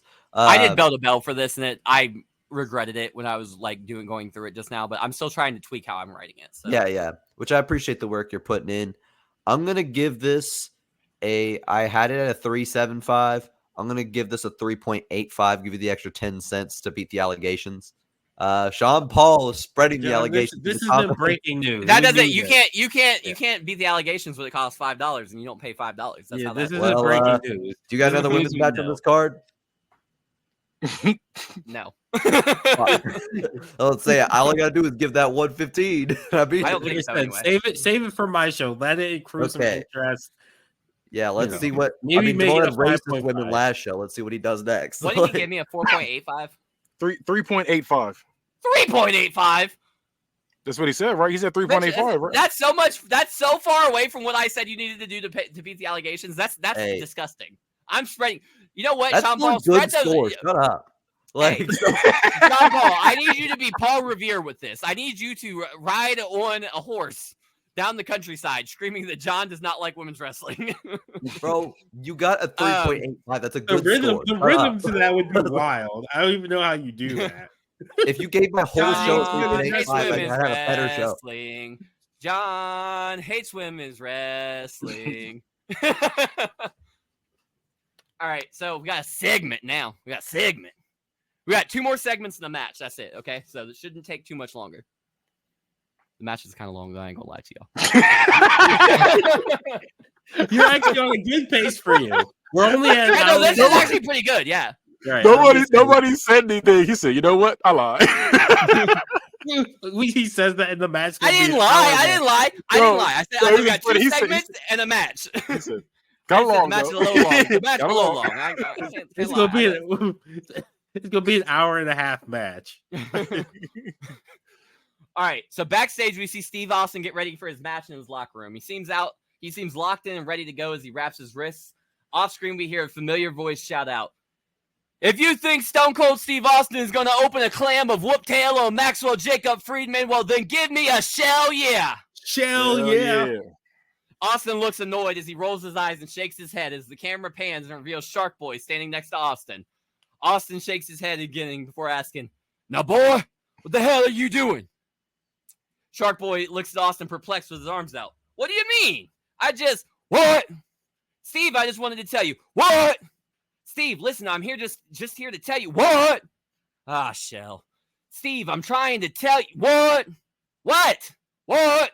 What? What? What?" "Now, damn it, Shark Boy, you come in here. You come into my locker room. You come in here." This is where you're supposed to say what when I put the pauses. I'll give you all Sorry. I'm gonna give you another chance. We weren't sure. "Now, damn it, Shark Boy, What? you come in here. What? You come into my locker room. What? When I get ready for my match, What? my match with that Weasley bastard, What? the bastard named MJF. As a matter of fact, What? Kenny, just let Kenny do it because y'all are all offbeat. Kenny, you got it. I'm sorry, y'all got fired. I'm sorry. This is ruined. There's a lot of what's in This this. has got to be racially I motivated. stretched this bit a little bit. All right, so my match with that Weasley bastard, What? the bastard named MJF. What? What? You come in here. What? What? Well, I'm getting ready, What? getting keyed in, What? getting hyped up, Where? What? getting psyched, What? What? ready to open a can of whoop ass. What? But yeah, here you are What? in Stone Cold's locker room. Looking at What? Stone Cold with those beady little eyes. You're looking at Stone Cold. Stone Cold's looking at you. Stone Cold asked you a question. So what's your answer? Hold on, I skipped the line. You start talking nonsense. Stone Cold asked you a question. What are you doing here? I think I was pretty clear. Stone Cold, what is the answer? What? Stone Cold's getting impatient. You're going to leave old Stone Cold hanging. What? Are you going to start shouting what again? What? Forget you came into Stone Cold's locker room. What? Saying something. Come on, son. Get it off your chest. Now, for the last time, what do you need to say? What? Shark Boy and Steve Austin are eye to eye for a moment, and the intensity is enormous. And finally, Shark Boy shakes his head and holds his arms out, confused, and is like, "Wait, what?" Austin looks annoyed, rolls his eyes, and throws his arms up in a minute. Throws his arms up in the air. "Now, I just got done telling you, why are you here?" "Oh, yes, listen, Steve, I just wanted to tell you, if the Horsemen try to get involved in your dog collar match with MJF, just know I'll be out there quicker than a sailfish, and I'll be on the Horsemen like barnacles on a whale. Steve, I've got your dorsal fin, buddy." Now Steve looks confused and... What? Oh, no, not this again. I just want you to know I'll be watching. I won't let anything fishy happen out there.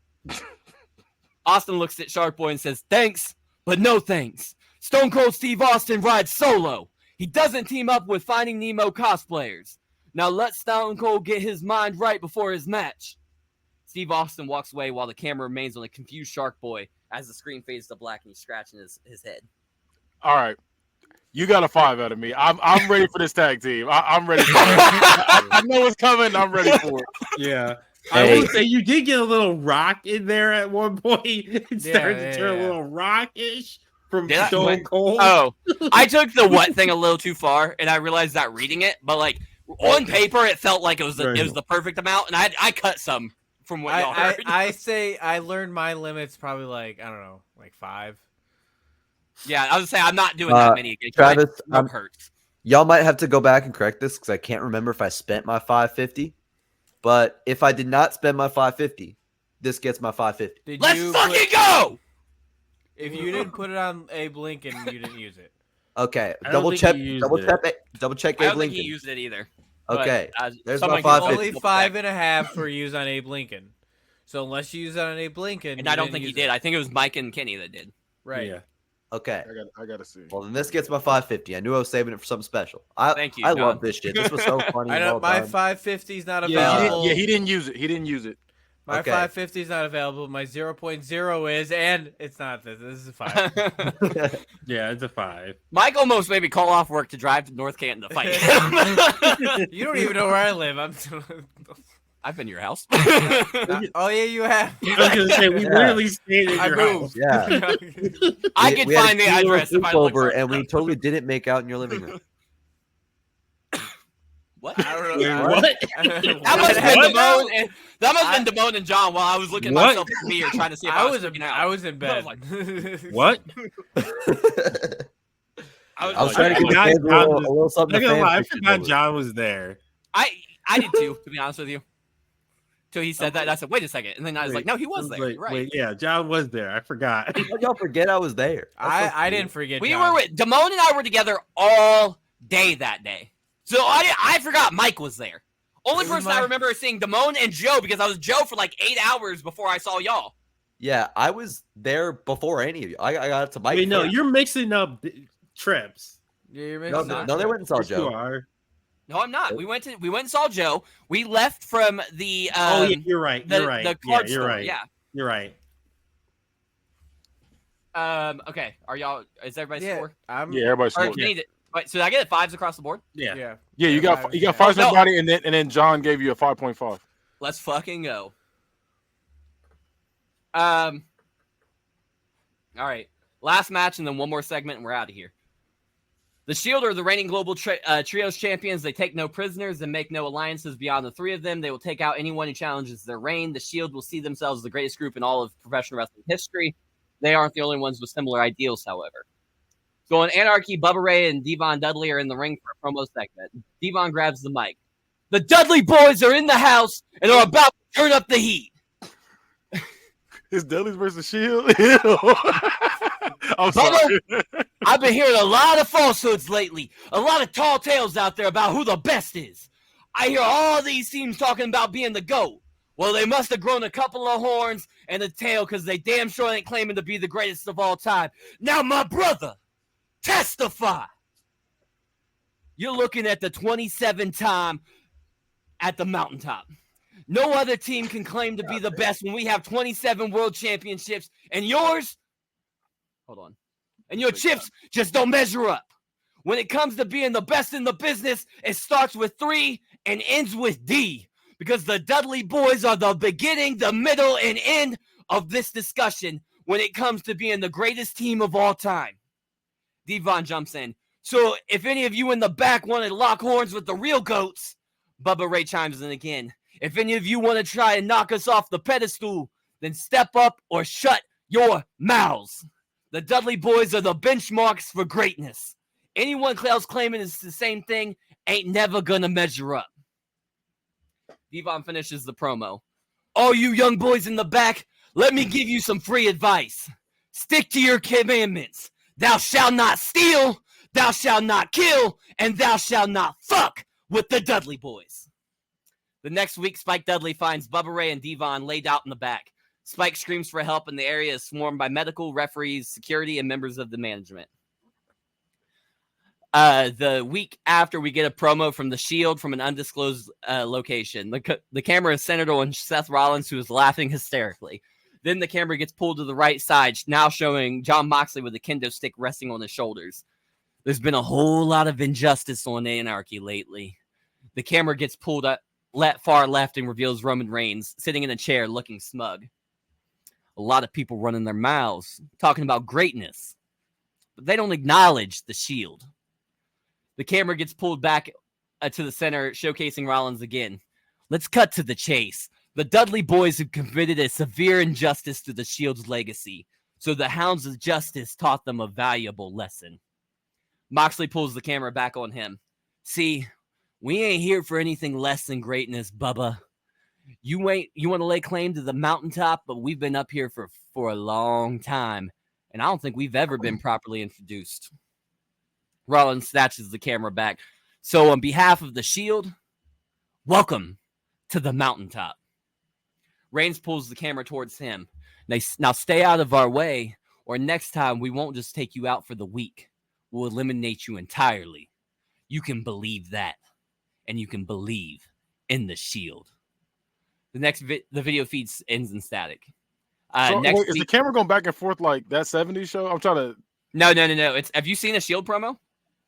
I guess not. I was like, what is literally going on? just take the camera and pass it along like that. Like he's Okay, doing. okay. Like I'll be honest, I'd rather it be that 70s show style and they're all sitting around a table. But that's not. Okay. That's not how the Shield does their promo. Yeah, I was gonna say, Always that's been not- like they take just the grab the camera. mic and they Yeah. Can for the now. camera, yeah. I don't know. But I don't like that. Is what I'm saying. That just makes sense. You see smoking like, crazy dude. That's funny though that you said. I that. get what you saying. They're like, it's kind of like the Joker, low key in Dark Knight, but it's just 3 of them doing it. Yeah, that's Yeah, literally yeah. what it is, yeah. So the video feed ends in static. Next week on Anarchy, Bubba Ray, Devon, and Spike Dudley are in the ring. Bubba wastes no time. Shield, get your punk asses out here and get this work like your daddies used to. The Shield are quick to oblige, and the PA system erupts with Sierra, Hotel, India, Echo, Lima, Delta, Shield. Wait, I have a Shield question. heads Do we down. know what Seth and Moxley's daddies used to get to work? It's just a phrase. It's a saying. I don't know what they did for a living. Get knocked down like your phone. I'm pretty sure Moxley's dad was like some blue collar. I read it in his book. Did I mention I read John Moxley's book?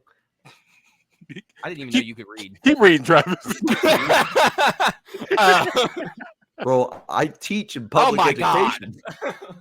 Next thing reading a book. I is want to be wild. done. Shut up. All right, fuck you. Keep going. I'm all out of focus now. Y'all ruined my fucking camera. I don't know. I'm just gonna have to be out of focus. I don't know what I did. Sorry, Joe. The Shield heads down the concourse into the crowd and down to the ringside. The Dudleys are in the ring, waving them in as the Shield circles the ring. Finally, the Hounds of Justice stop on separate sides of the ring, look at one side to one another, and in tandem climb up onto the apron. The Dudleys know this song and dance all too well and aren't going to let them get started. As soon as the Shield members pull themselves to their feet, the Dudleys attack. The 6 men are brawling all throughout the ringside. Dudleys end up with the momentum and hit a 3D on Seth Rollins. Reigns and Moxley grab Rollins, and the 3 of them retreat through the crowd as the Dudleys get in the ring with a mic. Bubba Ray Dudley gets on the middle rope and shouts out to the Shield in the crowd. That's right, you freaking cowards! Turn tail and run! You only want to fight when you got the numbers advantage or somebody got their back turned. Look how the tables turn when you got 3 guys ready to bust you up. And speaking of tables, at Fear, the Hounds of Justice are in for a rude awakening. See, before we came out here, we were talking to Alicia Fox, and she granted us a match for those Global Trios titles. But not just any match, a tables match. Shield look furious in the crowd as the Dudleys laugh at them from the ring. All right, so Dudley boys are out first, wearing black, white, and gray camo shirts and pants. Bubba Ray comes out wearing a black, white, and gray camo shirt and pants, and black boots.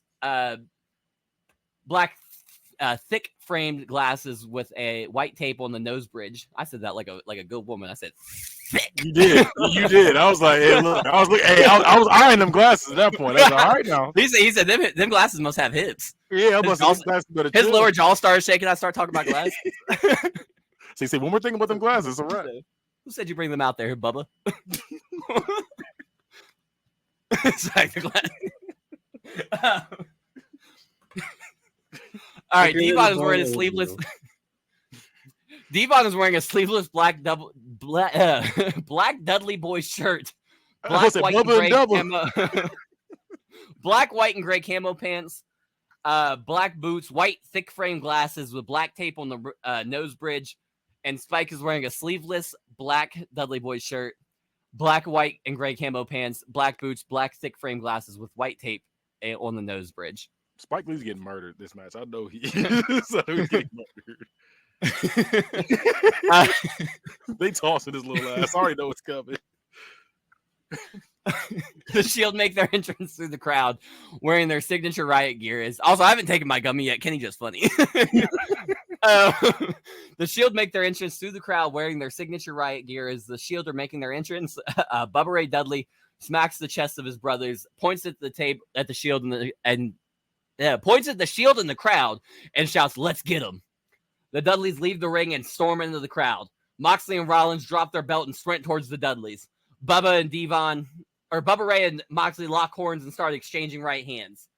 And the bell rings, signifying the start of this match. Devon and Rollins start brawling through the crowd, leaving Spike and Roman staring at each other across the crowd. Spike Dudley screams out in fury, and Roman Reigns chuckles at him. Spike rushes up the concourse steps and starts flailing his fist onto Roman Reigns. Reigns stumbles back a step before grabbing Spike by the throat and face. So he's got one hand on his throat and one hand on his jaw. He's about to fuck him up. It looked like you about to kiss him. That's what I was about to say. That like he's about to cuss him out. That was about to be me cussing him out, but I put Roman's monologue in the match. I put Roman's monologue in the match specifically for John. He spit his mouth. Freaky ass. So he grabs him by the throat and face. He says, "You're stupid, aren't you? Look at you. Now look at me. My nuts weigh more than you, boy. Get out of here." Roman lifts and throws Spike Dudley through a table that's propped up in the production center in the crowd. The bell rings and the ring announcer lets the audience know that Spike Dudley has been eliminated. Roman Reigns starts walking down the steps towards the others. It's their face. I was trying to hold it, and they was all looking crazy. He said his nuts way more than... Hey, that's his big dog. Apparently he got a couple of big dogs. Big dog got big balls. What can I say? I'm going to say, yeah, Sean Paul's right. This match is out of control. We're like 20 seconds into this match, too. And Spike already been eliminated. Out of control, too. Everybody reel it in because the real match is starting now, all right? Reel it in. Go ahead. These long dogs. Devon Dudley and Seth Rollins are brawling in the crowd. Devon takes advantage with a running leaping shoulder block, sending both men over the barricade onto the ringside area. Further up in the crowd, Moxley and Bubba Ray are trading haymakers. Roman comes in with a forearm to the back of the skull of Bubba Ray Dudley. Moxley and Roman double team Bubba Ray. Roman hitting Dudley with a moment of silence, which is his back suplex side slam, onto the concrete concourse steps. Moxley kicks Bubba Ray Dudley down the steps, and he and Roman stalk him as they head down after him. Back at ringside, Devon has Rollins reeling, hoisting Rollins up by the core, and repeatedly ramming Rollins spine first into the barricade before hitting a spine buster on the outside.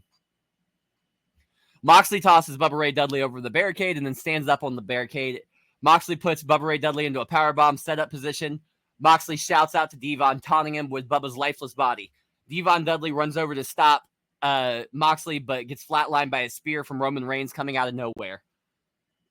Excuse me. Moxley laughs before hoisting Bubba up and hitting a sit-out pile driver off the barricade and onto the floor. Reigns goes and checks on Rollins, and Moxley jumps on top of Devon Dudley and lays in several stiff forearms to the skull. Reigns and Rollins walk up to Moxley, and Rollins shoves Mox off of Devon before pelting Dudley with vicious stomps. Reigns pulls Rollins off of Dudley and tells him, "Calm down, little brother. We're going to take our time. We're going to remind them who the best is, since it's clear they forgot." Roman pulls Devon to his feet and then hits a hard Irish whip, sending Devon crashing into the steel steps. Devon tries to crawl back to his feet, climbing up the stairs with his hands and arms. As Devon gets to his knees, Seth Rollins nails him with a super kick, making Dudley crumble. Roman hits the thumbs up symbol, and Rollins and Moxley grab Devon and drag him up over to the announce desk. Roman Reigns roars out, "Ooh, ah!" And Moxley and Rollins hoist Dudley onto his shoulders. Before they can deliver the triple powerbomb, however, Bubba Ray Dudley uses a steel chair to chop block Roman. Roman's knees buckles and they drop Devon to the ground. Bubba Ray capitalizes on the confusion, smashing the steel chair over the back of Seth Rollins and then before folding it over the skull of Jon Moxley. "You think you're going to jump my brother? Not today, assholes!" Bubba Ray shouts before returning his attention to Roman Reigns. Bubba Ray Dudley hits a few quick jabs followed by a bionic elbow, sending Reigns to the ground. Bubba shouts at Roman, "That one was for Cody, you schmuck!" Bubba turns around to see Rollins pulling himself to his feet using the barricade.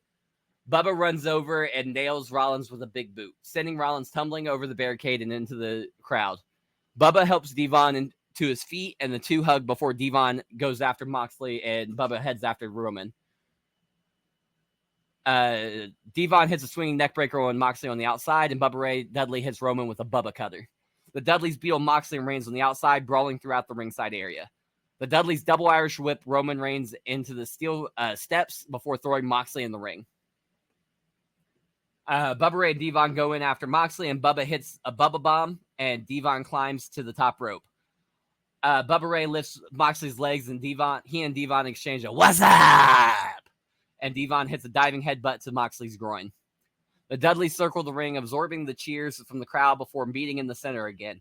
Both Dudleys are locked eye to eye for a few moments. Then they slowly look to either side out to the crowd, and then finally looking at each other both again and nod.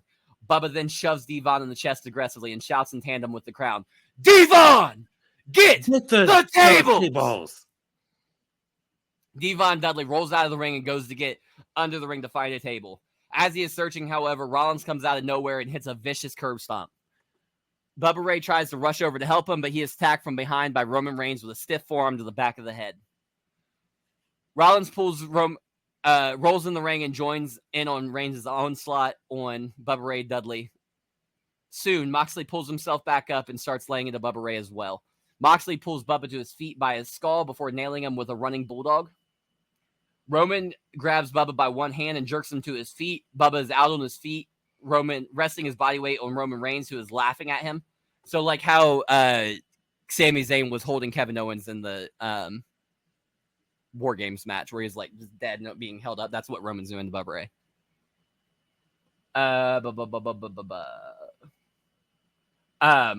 And Roman Reigns, who is laughing at him and belittling him to the crowd before pushing Bubba Ray off of him and pulling him back for a short arm clothesline and flexing and roaring out to the crowd.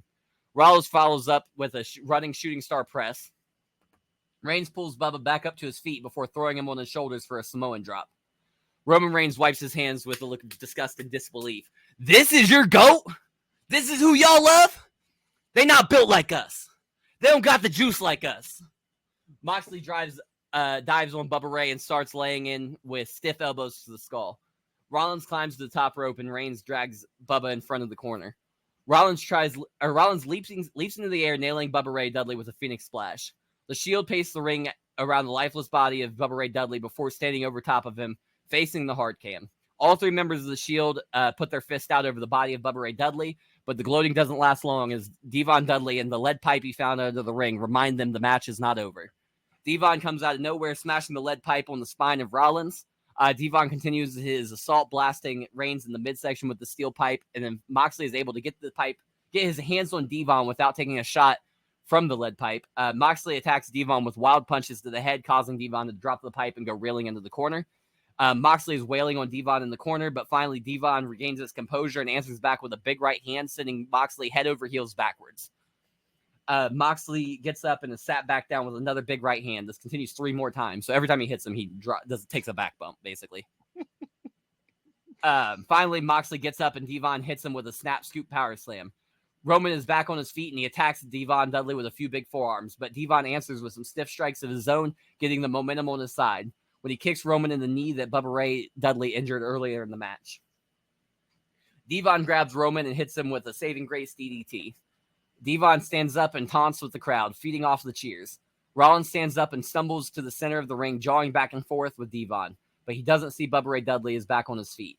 Rollins shouts, "Devon, you could never beat me one-on-one. You're not even the best Dudley. Bubba is, but he's built like a bovine bitch." To which Devon chuckles and points over Rollins' shoulder, telling him to look behind him. Rollins looks anxious as he turns around slowly to see Bubba Ray Dudley, who waves at him before hitting a clean right hand. Rollins turns it into a right hand from Devon Dudley. The Dudleys pass Rollins back and forth with the right hand. So he one punches him, he turns, punch. Blah blah blah. Hold on 1 second. Sorry. Bovine bitch is a phrase I never thought I'd hear in a bucket verse. Yeah, that's a wrestling match.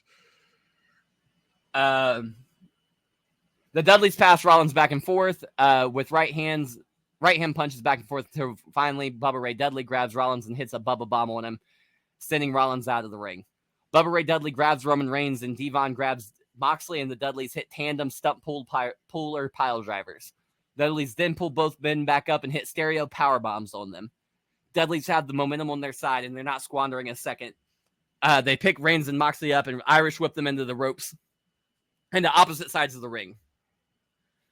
Moxley counters with a pendulum lariat, and Roman simultaneously counters with a springboard spear. All four men are laying down and out in the center of the ring now. They all start to stir, but Seth Rollins comes in with the table, leaning it against the turnbuckles in the corner. Rollins quickly grabs Devon, hoisting him up and sending him crashing through the table with a buckle bomb. The bell rings as the announcer tells the audience that Devon Dudley has been eliminated. As Rollins drops to his knees with a maniacal laughter, Moxley crawls over to Rollins and embraces him. Then Roman stumbles over and tells them to get another table. Moxley and Rollins go to the table, and Roman starts laying into Bubba Ray with vicious stomps and then forearms before locking in the guillotine and choking the little bit of life that Bubba had left out of him.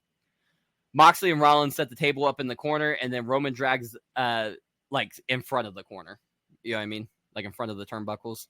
But it's set up like horizontally, like set up like a table, not leaning on the corner. And Roman drags Bubba's lifeless body over. Reigns climbs to the second rope, and Rollins and Moxley hoist Bubba up onto Reigns' shoulders, and then the Shield then nail Bubba with a super triple power bomb through the table.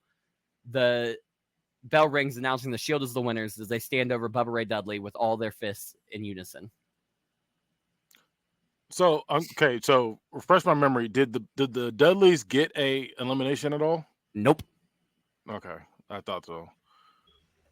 Okay, so I like that they didn't get an elimination.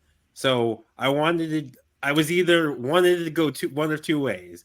Either they get no eliminations and it's 3-0, it's a sweep, or like if you had it going back and forth, Spike comes back out of nowhere and is the reason why the Dudleys win.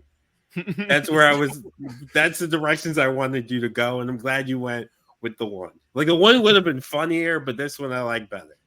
So I'm going to give you a 5. I think the feud was really good. The promos were good. The match was chaotic as you would expect it to be. Spike getting killed right away makes sense.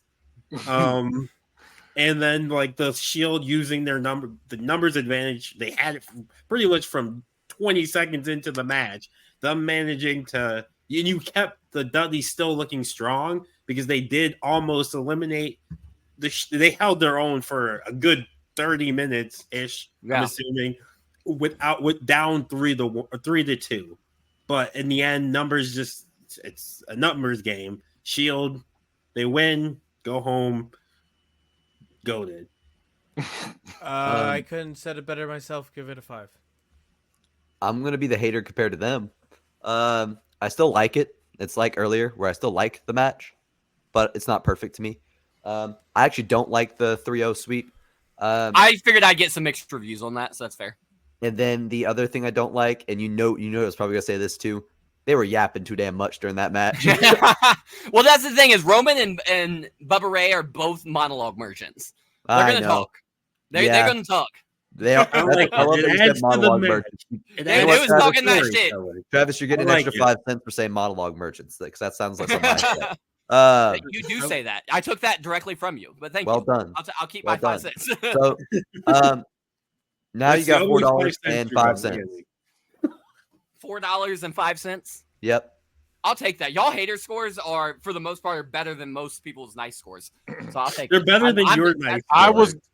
Okay, so I'm officially the hater of this one then because where the actual match, I did enjoy the match. I did like the back and forth talk. I didn't like the the size of my nuts. I didn't like that part. I didn't like that. I wonder why Kenny didn't like that. I didn't like that. But the actual build, I felt like this is where you'll get mad. I think where the actual build, in my opinion, should have been longer. I feel like it was kind of okay. Bow. We fight now. It was very, very sudden. Let me say this just before you give me my score, because this is something that's continuously coming up throughout this Book It verse. I did a 4-week show here, and like last Book It verse 3, I did 4 weeks, but I had 5 shows a week. You know what I mean? I could stretch all this out and get, if I wanted a guy to have 6 segments in 1 week, I could do that. Where with this, they're limited to like 1, maybe 2 segments per story a week.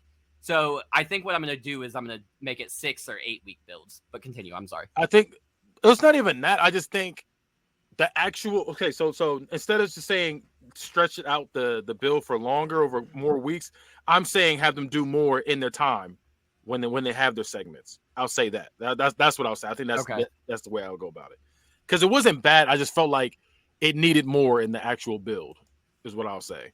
Okay. But I'm officially at a 3.25, and I don't like to say it's a little bit, because my mid's a 3, so I think it's a little bit over a mid. I enjoyed. I love the match. I love the actual match, but I think the build was what killed you on this one for me. Okay. That's I will say, in your defense, with the Shield, a lot of their builds were just, we want to fucking fight. which is cool, but like I said, I never saw this shit, so this is like, oh, okay. I mean, I guess they fight now. I guess they fight now.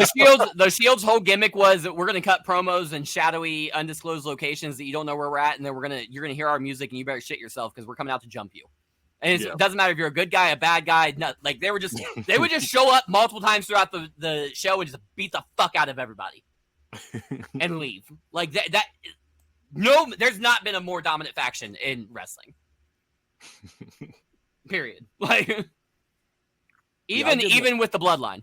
I will say I give them their credit for sure with the titles and shit they won, especially like each one like doing their solo run. Yeah. But even in the Shield, they were the shit. For sure. All right, last segment, and then we're gonna pack it up and go home. So 5. I hate 48 men. Bruh.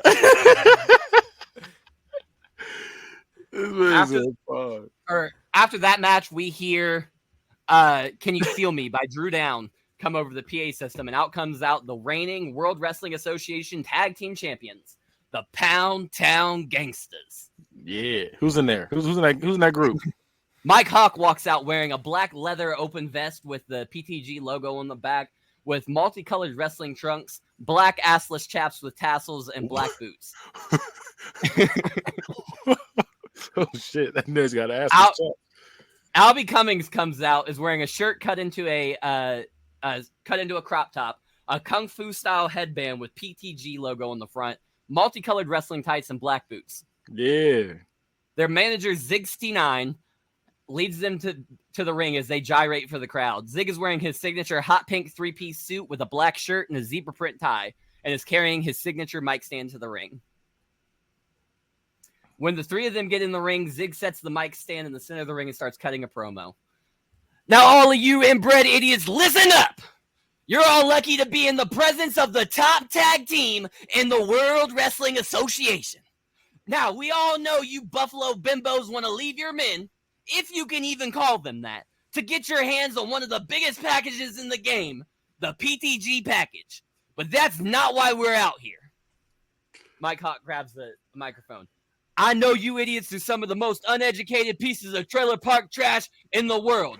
So I was talking to Al, talking to Zig, and we decided to teach you a few things. So all eyes up front, catch a bubble before you catch these hands, and give the professor your undivided attention. Did you just tell me to catch a bubble? Yep. Catch a bubble before you catch these hands. Mike Hawk points to Zig69, and Zig picks up. Ladies and gentlemen, class is in session. Today we're going to have a pop quiz. All right, is everyone ready? Who is the baddest in the land? Albie Cummings is jumping up and down with his hand in the air. Zig searches the crowd. Now, who should I call on? He spins around and points to Albie Cummings. Al gets on the mic and says, the Pound Town Gangsters, as he gyrates for the crowd. Zig asks the next question. Who shows up and shows out time and time again? This time, Mike Hawk is the one itching to answer the question. Zig points at him. The Pound Town Gangsters. Hawk's answer is also gyrating for the crowd. Also, we're not gyrating well. I just want you all to know that it's bad gyrations. We're not doing a good job of this. That's a All few right, cents don't. off. All right, don't worry, everyone. Just because they got the first two before you doesn't mean you're going out just yet. One final question for all the marbles. Why do all these broke bitches in the back and all of these losers in attendance want to be me? Or who? I'm sorry. Who do all these broke bitches in the back and all of these losers in attendance want to be? Hawk and Cummings answer simultaneously while gyrating. The Pound Town Gangsters. 69 shakes his head in disappointment. You fools couldn't even get one answer right. Looks like we got to drop you bozos down a grade or two. Let's see if you can count. Zig drops down to one knee and points to the abs on Albie Cummings. Let's count how many abs Al has. Count with me now. The crowd and 69 count all 12 abs on Albie Cummings' stomach. Zig then says he wants to teach them some multiplication. I got 12. You got 12. Okay. You out here. 12, okay. We all out here. Not 69, sorry. I ain't never had 12. I'm not out here. You're in you're built the He same is. way. He is the You're a mic manager. stringer. Well, Sean Paul, No. You're definitely not just built like you are. You're a cruiserweight size guy. We'll say that. all right. Because you definitely get used as a Without wrestler. lots of sense. eventually. Continue. Sean Paul, I'm Albie Cummings. Travis is Mike Hawk, and then Lil Fudge is Zig T9. That's been our alter egos for a little while now. So you've finally seen it come to play. So he says he wants to teach him multiplication. Hold on. Blah, blah, blah. Zig then says he wants to teach him multiplication. Mike Hawk flexes. And Zig says, as you can see here, Mike's arms are at least 4 times larger than anybody in that crowd's. PTG is in the ring laughing hysterically when the lights drop and Father of Lies by Whitechapel blares throughout the arena. The crowd erupts as red lights fill the arena and out walks top indie tag team known for their deathmatch style and Buffalo natives, Joe White and Michael Massacre. The Mafia are in the building. PTG continues to laugh in the ring as the two Buffalo Deathmatch legends saunter to the ring. Both men are wearing a black leather coat, black jeans, and a black t-shirt with the Mafia logo on the front. Massacre is smoking a joint and White is carrying a duffel bag. The Mafia get in the ring and go nose to nose with PTG. PTG are trying to fight back smirks, leaning into the sophomoric humor of the tag team is known for, but the Mafia look dead serious as they look into the eyes of the champions. PTG smack talk the Mafia off mic, but then Michael Massacre slowly pulls the joint to his mouth, takes 3 quick drags, and then blows smoke in both of their faces. Oh, no, Massacre turns to leave, and White turns the PTG inside out with a double clothesline. Massacre tosses his coat into the crowd and sizes up Hawk as White tosses Cummings into the corner. Massacre nails Hawk with a nasty super kick. White then sprints from one corner diagonally and leaps into Cummings, nailing him with a stinger splash. See what I did there? Stinger splash. Joe White tosses Cummings to the mat and drags Hawk on top of him. Massacre climbs to the top rope and Joe White stands in front of him. Massacre steps into the hands of White and White throws him into the air, giving him extra height as he hits both members of PTG with an innovative frog splash they call the Niagara Fall. PTG rolls out of the ring, selling their ribs as the Mafia celebrates in the ring. While they celebrate, however, 69 sneaks in the ring with his mic stand, and he breaks it over the back of Joe White, but Joe White barely sells it. The Mafia turn around, and 69's eyes grow wider and wider. Zig drops to his knees, begging for forgiveness, slowly walking back on his knees. The Mafia are slowly walking him down, and Zig begins to crawl backwards on his hands and knees, violently shaking his head back and forth, pleading for mercy. Just as Zig turns to run, Joe White grabs him and locks him in a double chicken wing and hoists Zig in the air. Massacre looks around to the crowd who's growing anxious. Then he finally does it. He throws his right hand straight into the air and the crowd erupts. The crowd is chanting, "Michael's gonna kill you," as Massacre grabs the duffel bag and parades around the ring with it in the air. Finally, Massacre opens the duffel bag and pulls out an oven mitt adorned with thumbtacks on every square inch of the exterior. Masker puts the middle in his hand and walks up to Zig69. Zig continues to beg for mercy and shaking his head and squirming relentlessly. Masker grabs Zig69 by the jaw and stares into his soul with his lifeless eyes. Masker then starts grating the thumbtack-covered mitt over the forehead and face of Zig69. Zig is pouring buckets of blood now as Joe White tosses him to the ground. The Mafia perform their signature celebration and paint their faces with the blood of 69 and then pose for the crowd to end the segment. I'll give you 5 for the pandering. See, I Well, was gonna. Give you I didn't 5 think for it was the pandering as much as it was just being creative with I who don't I know. got. I came out looking good, so 5. I came out Well- looking less and less good as it went on. Okay, so Well, to be fair, We're the we're, cowardly manager. we're comedy heels that are Yeah, getting, yeah. you're the cowardly manager. Like that's kind of your role. Yeah, I was gonna You're say. not going to be coming out I here can't looking really do it. strong. That doesn't really make sense. We're the champions that got sent packing. Like Right. we'll get our heat back. It's not that big of a deal. $4.95. I'll take it. You're a hater, but I'll take it. $4.95 only because the 5 cents off for bad gyrations. I at least deserve a good gyration. You don't gyrate. Only we gyrate. Well, that's 5 cents for me not gyrating then. Okay. You're not